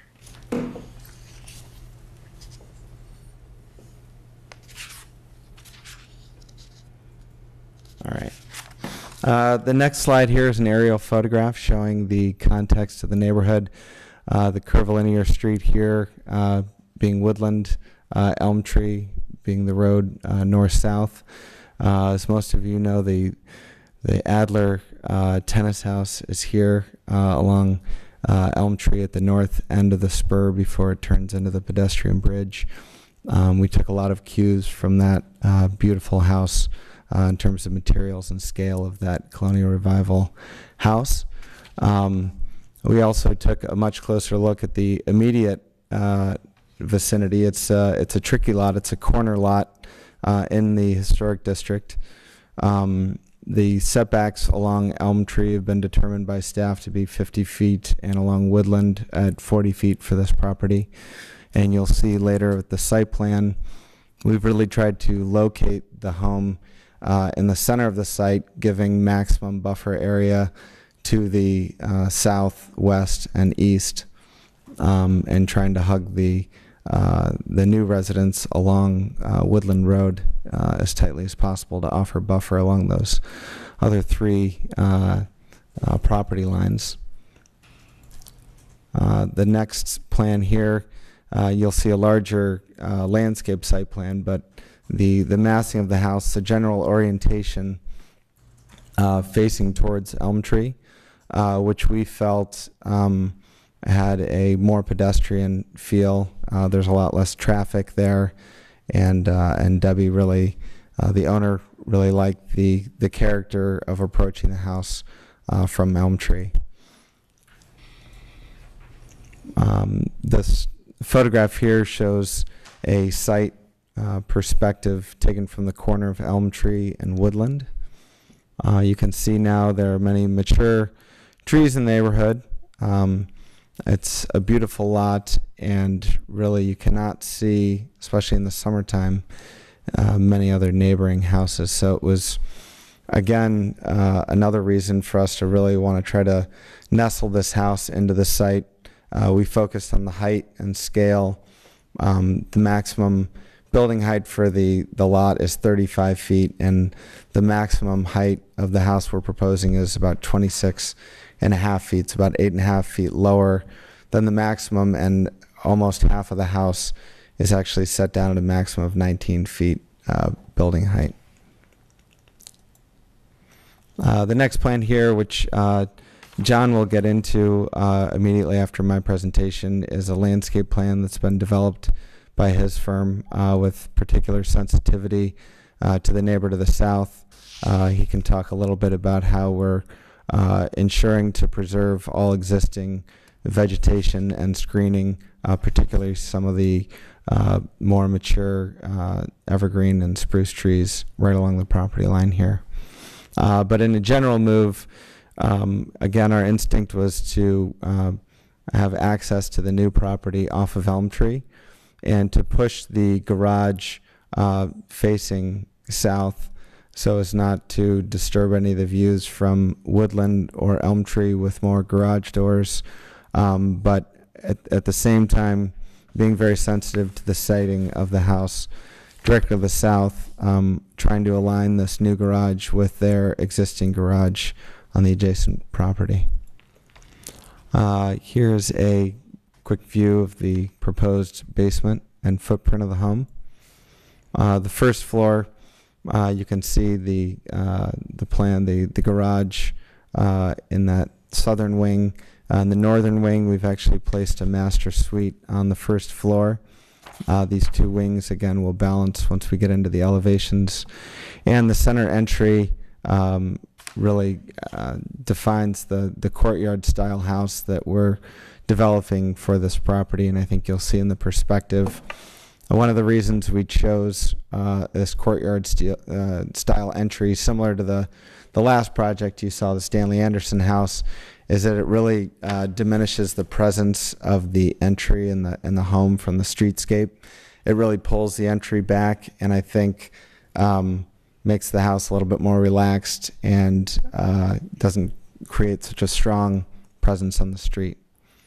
Again, the rest of the floor plan you'll see on the north side of the house with glancing views down Woodland towards the lake is a small office with a fireplace.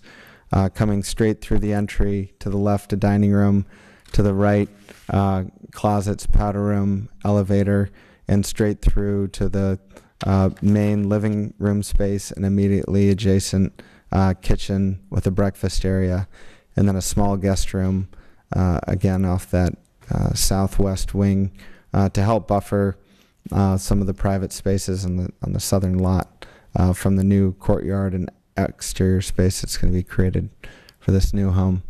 On the second floor, you can see the only second story portion of this house is directly on top of the center massing of that entry and main massing of the house. There's 2 bedrooms located upstairs with 2 baths. But you can see, similar to a majority of the houses in this particular neighborhood that were developed in the 40s and 50s, are more of a ranch style, colonial revival style, where the majority of the square footage is located on the ground floor. Just creates a little bit more of a lower, more horizontal presence on the street.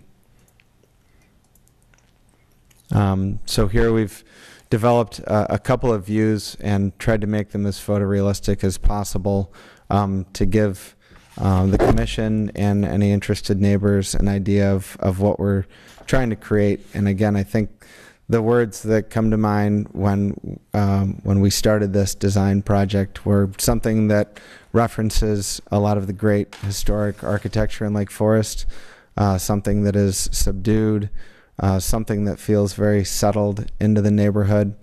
And in terms of the materials, we were looking at land and stone, an old tumbled land and stone, again referencing some of the Adler estate at the north end of Elm Tree and a lot of other great colonial revival homes in the area, as well as clapboard siding, which you see all around town, double hung windows, and a cadence of chimneys that anchor the house and break up some of the horizontal lines of the roof.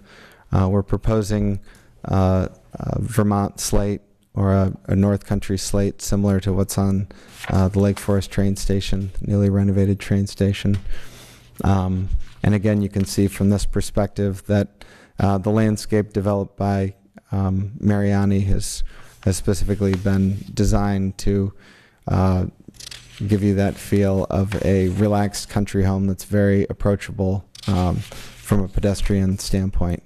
Really not designed around a motor court, but designed around and a procession that orients itself towards the street.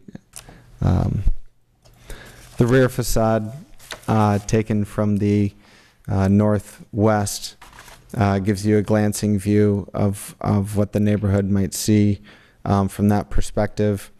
Again, from the front perspective, we tried to minimize the apertures, make it a much quieter, more diminished presence on Elm Tree. This facade, which will be screened and much more private, really the private side of the house, we're trying to open it up a little bit more, bring more light into the house.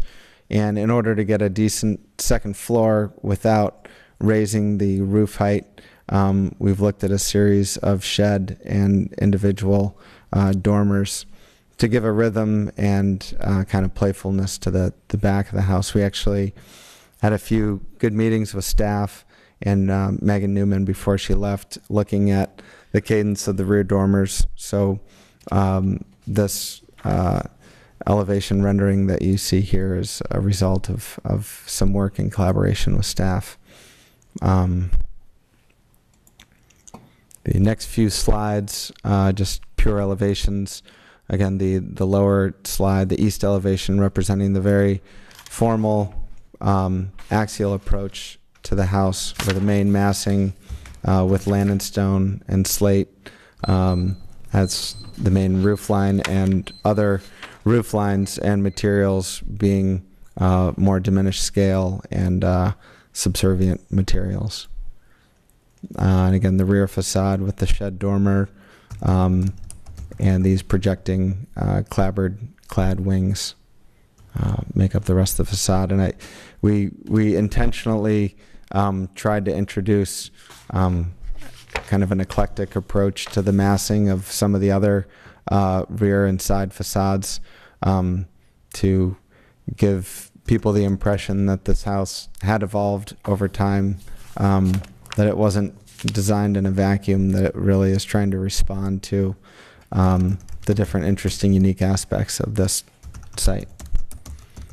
Just quickly focusing on the materials again, land and stone was a material found all over Lake Forest that we're proposing for the main body of the house. Black slate for the roof, painted clapboard siding, half round copper gutters, real wood painted shutters, and typical detailing that you find in colonial revival style homes in the area. That's the end of my presentation. I'd like to quickly turn it over to Mariani just to give you a quick presentation on landscape.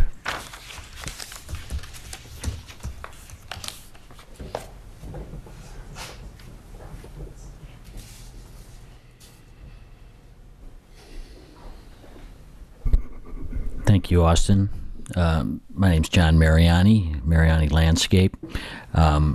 We're always so happy to be involved in projects with Northworks and Austin in particular, because he gets it, and this is such a beautiful home, and we just can't wait to get started on this project. It's like he says, understated. It fits right in. It looks like a house that should have always been there. It's an unusual lot in that it's never been developed, and what we're planning on doing is going to be understated, and it's going. So what we do is going to feel like it's always been there. And we're going to try to make the house feel like it's always been there.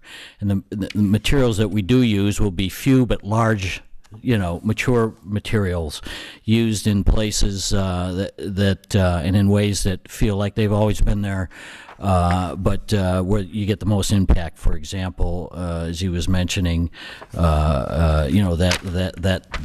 view from the northwest corner back to the house is where we might.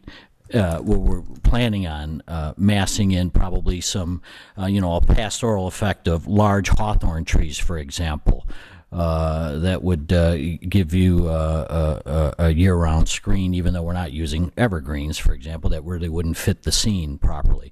As we get up closer to the house, we're complementing the architecture with traditional plants that fit the architecture, with boxwoods and what have you, and hedging and things that'll help frame the house. And and respect the architecture, and just something that's going to complement the home. Of course, we designed the driveway so that it would bring people up to the house in a comfortable manner. Of course, all the hardscape designed so that it works with the house, balances with the house, materials that work with the materials of the house. Everything works together as a whole, and so that the whole landscape and home come together into one contextual composition that feels like it belongs together. And it should be when you drive by, it should feel like it's, like I said, like it's always been there. That hedge that's there, that's been there for a number of years, that purple barberry hedge that lines the street there, we're going to pull that out. That's actually an invasive species that really probably shouldn't be there anyway, so hopefully nobody will miss that. Yeah, that really should go. And we're going to put in as you can see up at the top there, that's going to be possibly a taller grass, for example. Maybe we'll mow that a little bit taller, and then we'll mow it back down at the parkway, and of course that'll define the lawn the mowed lawn areas. And we'll leave that with, like I say, a taller lawn, maybe with wildflowers and what have you, just to make it a little bit more interesting. We're not impacting any of the better trees on the property, except for maybe one tree right in the middle of the property. Otherwise, pretty much everything's been saved, except for some trees that are pretty much on their way out anyway because they've been impacted by the utility lines up on Elm Tree Lane, and some evergreens to the south that seem out of place anyway. We're going to screen the neighbor to the south so that they don't have to look at the parking area in front of the garage. So, of course, we're taking their views into consideration as well. As well as the neighbors' views onto the property from the west. We're going to beef that up a little bit, although it's pretty wooded right now. So we're considering all of that. Of course, we don't have any drainage issues here that we have to worry about. The site pitches very well, but we're going to consider that, as we always do. We don't want anybody complaining about our drainage onto their property, and we always take that into consideration. So it's going to function as well as it looks, and that's pretty much it. All right, thank you. Mm-hmm. Now let's get, there's a staff report on this one. Thank you, Chairman Pairitz. Going back to a comment that Commissioner Preschlack made earlier in the meeting, the fact that this property is currently vacant, the perception of anything, even more so than if there were a smaller house being demolished, the perception of anything being built on this lot is going to be striking. But given that it is a buildable lot, it is a corner lot, which makes it unique. It is on one of very few of our through streets that extend from Sheridan Road to Lake Road. It is on a curve, so you have some varying views of various elevations of the property. So there definitely are some challenges. The house, as proposed, does pretty much fill the allowable building area on the site. The setbacks were reviewed by Mr. Dupree. The design is generally consistent with the design standards. The details are appropriate. The massing is simple. The roof lines are clear. Materials are certainly of high quality. A couple issues, just to call to your attention and ask for your input. The west elevation, certainly it is the private space, it is the rear yard, certainly important to bring more natural light and to provide a connection to the yard. Just looking for your input on those dormers on that elevation. That shed dormer, even though it is a rear yard, because of the curve on the street, it likely will be visible at some point to eastbound Woodland Road traffic. So that element is one that we'd like some of your discussion on. Also, we spoke to, and Mr. Mariani spoke to, really paying attention to that south property line.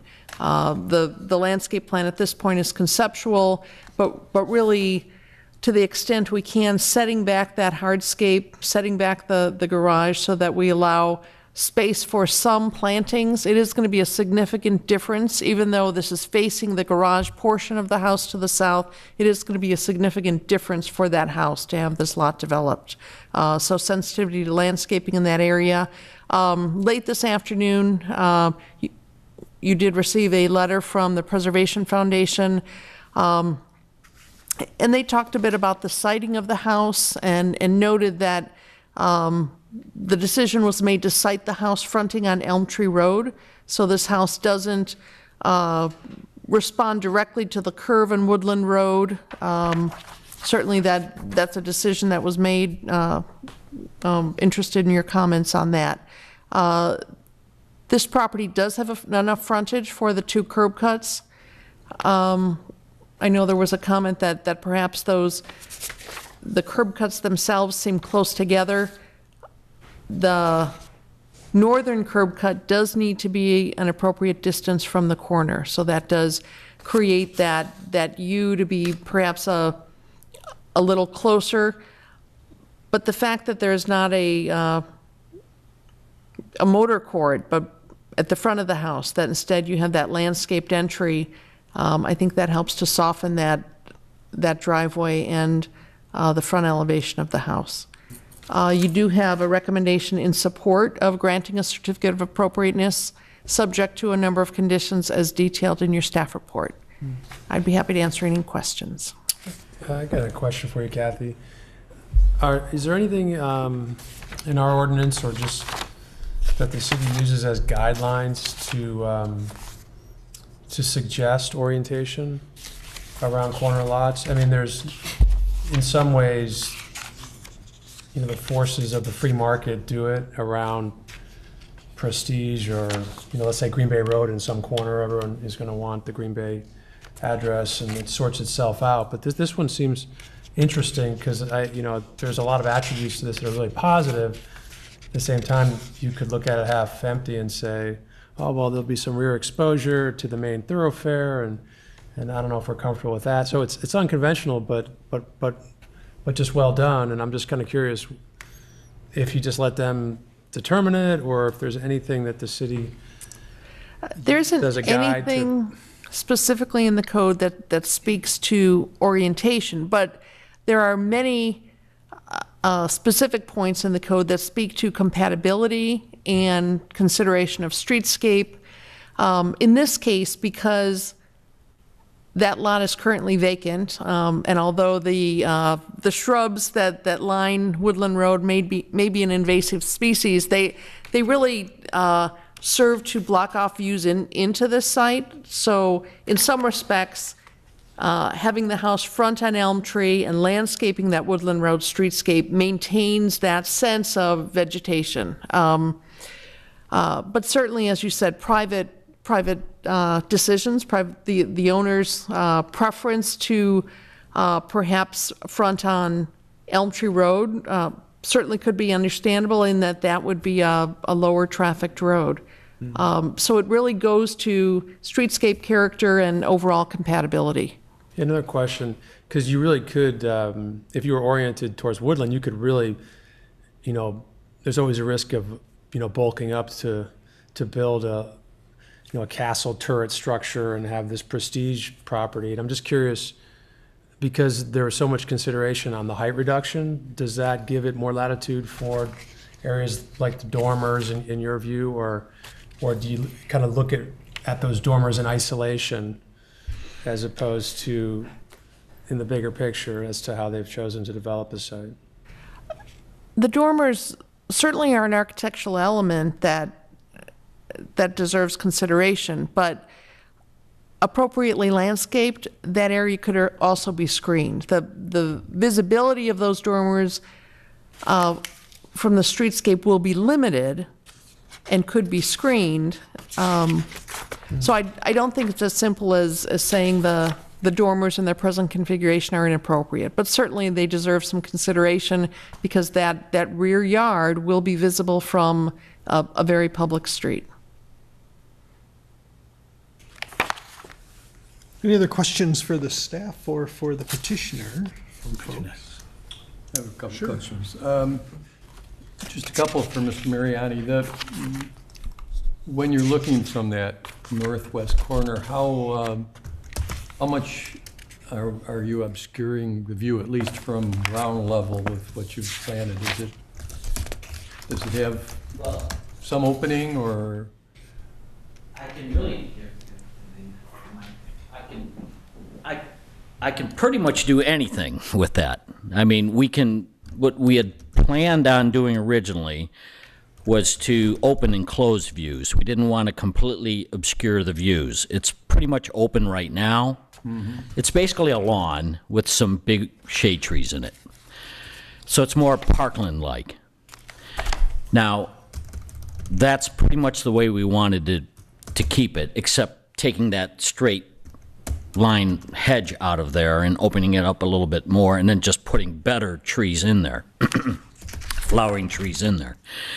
What we can also completely screen that corner out with some big spruce trees, with, I mean, or big ornamentals. If, you know, there are other ways of doing it where you wouldn't even see that house if we wanted to have that happen. So it's not really an issue. The owners haven't expressed any interest of having it more sealed off or closed. Right. They have not, no. Also, the south, along the mortar court there, is that plant material going to be pretty mature at installation so that Yes. it's fully screened from the get-go? Yes.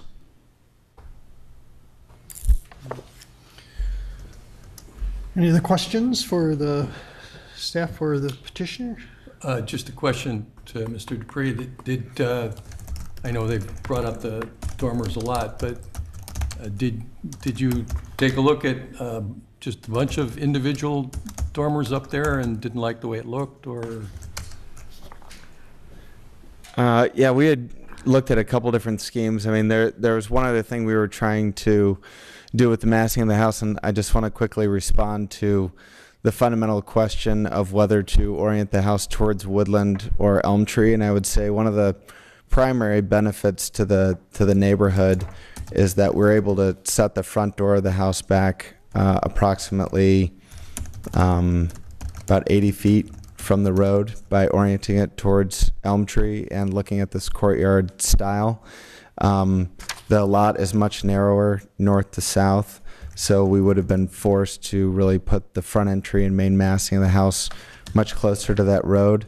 So I think the benefit of this particular layout and of putting the garage facing south is that you really are able to preserve that park-like setting at the corner.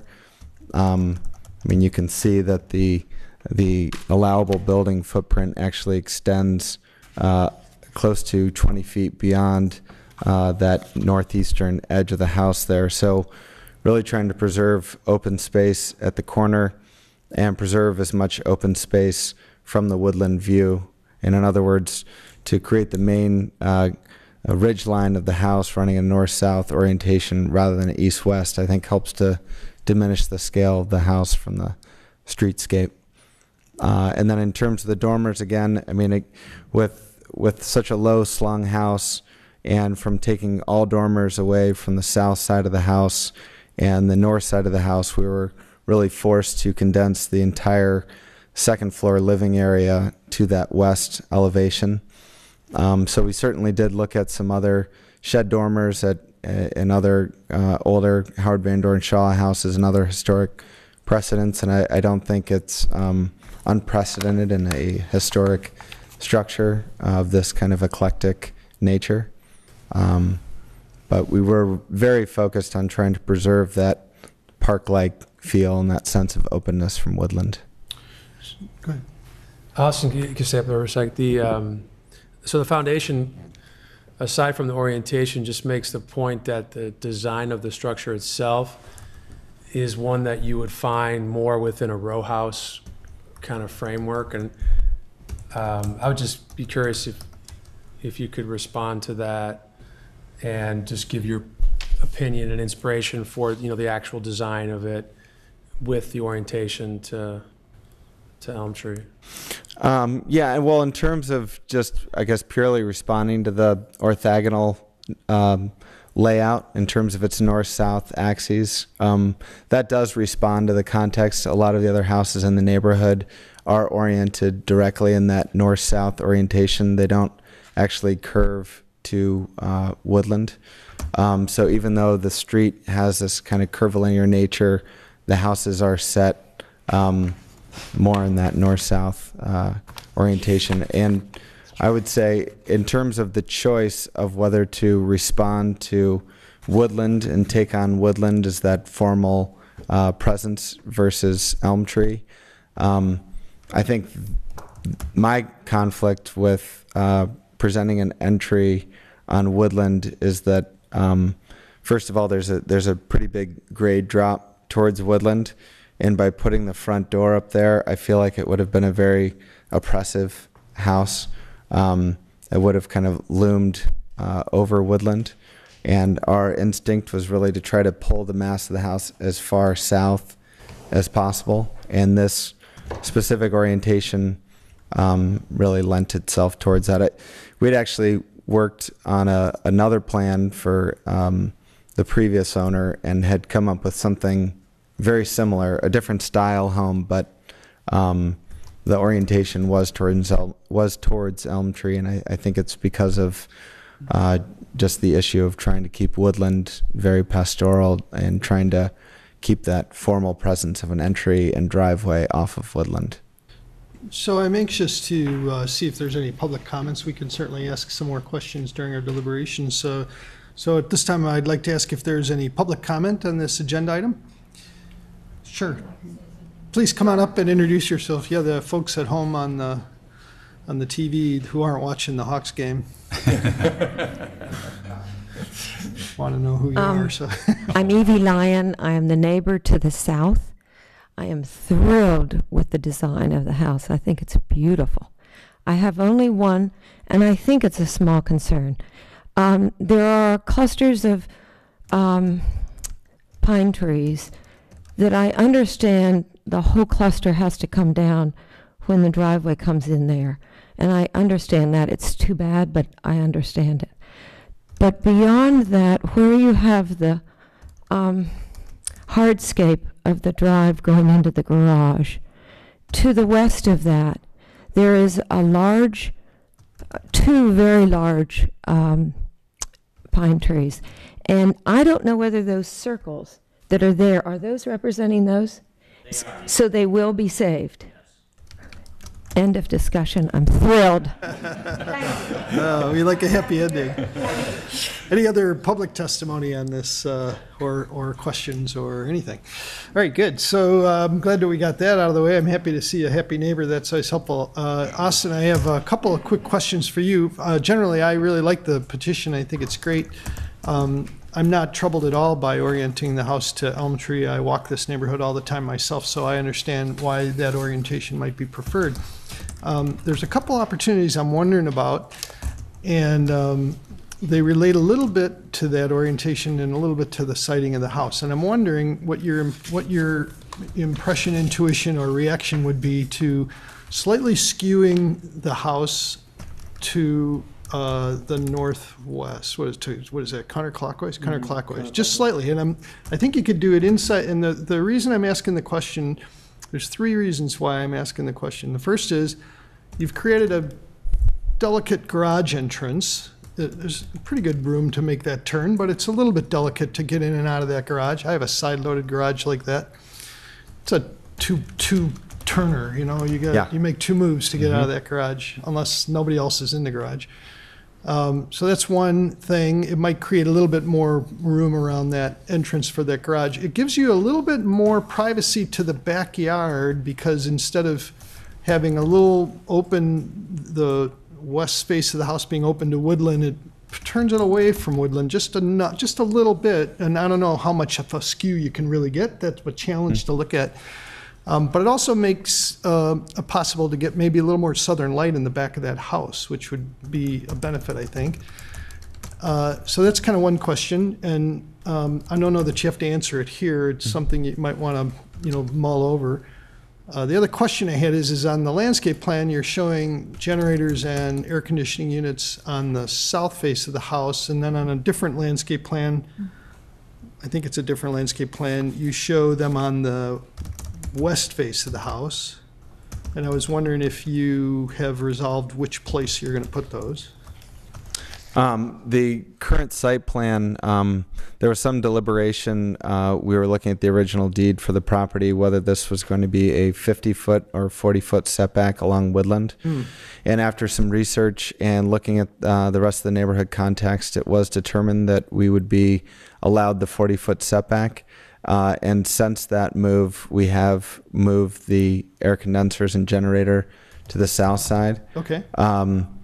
I think that's completely open for discussion. I don't think there's any reason it couldn't be located along the north side, for example, of the house. Not sure I would encourage that, but I would at least like to take into consideration the location of those with respect to the landscaping and how they're screened from the neighbor. Sure. So that might be a condition I would add. Sure, and I can respond to your first series of questions, because we certainly, especially once we engaged Mariani, we really gave them the house footprint and gave them a lot of latitude in terms of twisting and pushing and pulling to optimize the screening around the house. And one thing I'll say and respond to the idea of trying to spin this thing counterclockwise, a couple of things, it did a couple of things that we didn't like, one of which was exposing the garage doors to elm tree, or a little bit more, really the entrance for the house to the south is right here along the south property line to this house. So we felt like the more we turned the house, the more those garage doors would really face them as they entered their house.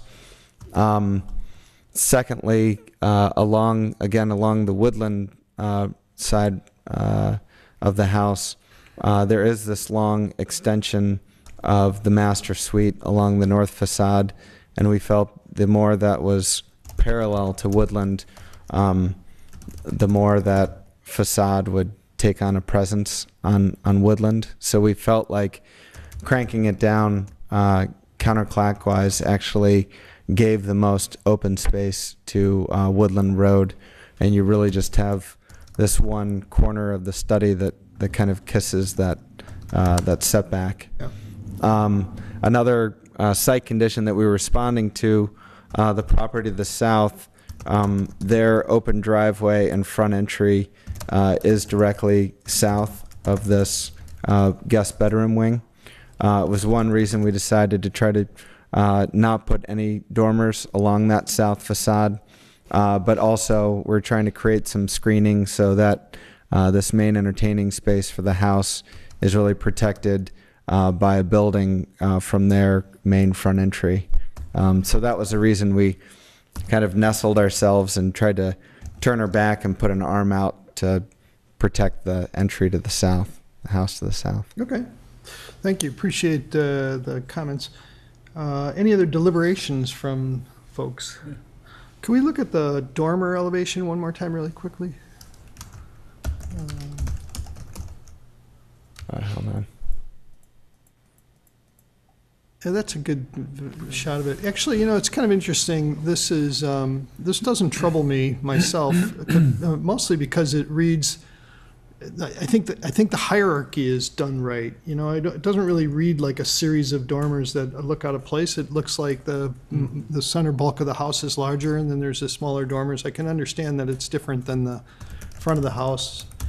I also think this is a view you probably won't really see unless you're in the backyard. This isn't the view from Woodland Road necessarily, although the angle's close. So I'm not troubled by it. I wonder if anybody else has any other comments, given the background that the staff has requested us to talk about. So how much lower was the height line than the allowable? Because, to me, yeah, it seems like that, in the context of trying to be sensitive to, I think as was stated earlier, that it always was going to be there, that it kind of blends in, that it's not, a Tada house that, a byproduct. To me, of this that is better than a two-story back of the house, which is. Yeah, and we were struggling with that. If you look at the front elevation, you can see that front wall actually engages the dormer and is about 5 feet taller than the wall at the rear of the house. So the gables actually offset from the center of that massing, just to enable us to fully engage that dormer into the roof. So an idea to try to diminish the amount of stone and the scale of and the presence of that rear facade. But I think one thing we haven't rendered here that would certainly be part of the landscape plan are some smaller ornamental trees up close to the house to provide some shade in the summer. So I think that's something else that'll help break up the mass, in addition to the chimneys and the hierarchy of the roof lines.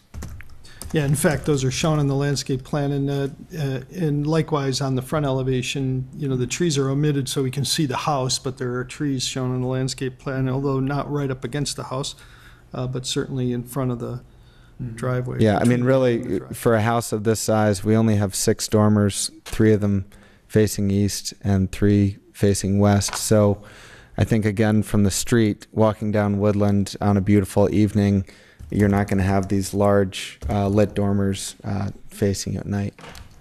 Any other deliberations from the staff or the, commissioners or the staff? All right, I'll ask if there's a motion. I have a motion. Make it. I will make it. I'd like to. Can I ask you to add one condition, and that would be to, in addition to the other landscape plan, there's a B, and a C landscape plan conditions. I'd like to make a D condition, that is that the landscape plan that is submitted prior to framing inspection is consistent with the submitted landscape plan in this package, which I think would be the intent, but I just want to make it clear that there was one that we expect to be consistent with this, with the intent of that. That'd be the staff's purview to decide if it's consistent, and then also that would be take into account the location of the air conditioners and generator and appropriately screen those. Gotcha. Okay. So the landscape plan, which should be reflected, is how should I describe that one? Consistent with the landscape plan that's submitted in this package. Okay. Probably don't need to add that, but we're going to put it in. Yeah. All righty. I'm going to try to formulate a motion here. And so, based on the findings detailed in the applicable staff report dated May 28th, 2014, which document that the project complies with the standards in Chapter 51, Historic Preservation of the City Code, and incorporating the material submitted and presented by the petitioner and the testimony and the deliberations of the commission at this public meeting as additional findings, I move that the commission grant a certificate of appropriateness approving the new single-family dwelling to be constructed on a vacant lot as detailed in the plans presented to the commission for property located at 540 Crabtree Lane, and that the commission... No. Oh my gosh. Nice Thank try. you. Wrong place. Oh my goodness. I'm so sorry. I'll have to tell you sometime. But at 1120 Elm Tree Road, if Bill Ransom was here, he'd kick me. So I'll repeat that. I move that the commission grant a certificate of appropriateness approving the new single-family dwelling to be constructed on a vacant lot as detailed on the plans presented to the commission for property located at 1120 Elm Tree Road, and that the commission condition its approval on conditions of approval enumerated under the 7 numbered paragraphs on pages 5 and 6 of the applicable staff report, and the further condition that the landscape plan be consistent with that presented in the materials presented by the petitioner, and that the petitioner will consult with staff to consider the proper location of the air conditioning condensers and emergency generator to minimize neighbor impacts. Is that right? Yeah, I think that works. Okay, apart from naming the wrong property. You know what I would say? I would say that I would like to change that just a little bit to instead of minimizing neighbor impacts, to appropriately screen. Appropriately screen neighbor impacts, or appropriately screen? Appropriately screen the equipment. In other words, we know that it's going to be adjacent to the neighbor's property because it doesn't want to be on Woodland. We don't want it to be on Woodland. The ordinance doesn't want it to be on Woodland or on Elm Tree. So it has to be on on the south or west portion, southwest portion of the building. So we know it's going to be in the approximate location that it's shown, or we prefer it to be in the approximate location that it's shown, but we would prefer that the landscape plan take it into account and appropriately screen it from the neighbor. Do I need to reframe this, No, I or does think everybody Kathy's feel got it. comfortable? Great, so that's my motion. The motion, Thank you, Commissioner. the motion's Chairman. been expertly made by Commissioner Travers. Is there a second? Second. Seconded by Commissioner Alfe. All in favor say aye. Aye. Any opposed? There you go. Thank you very much. Congratulations.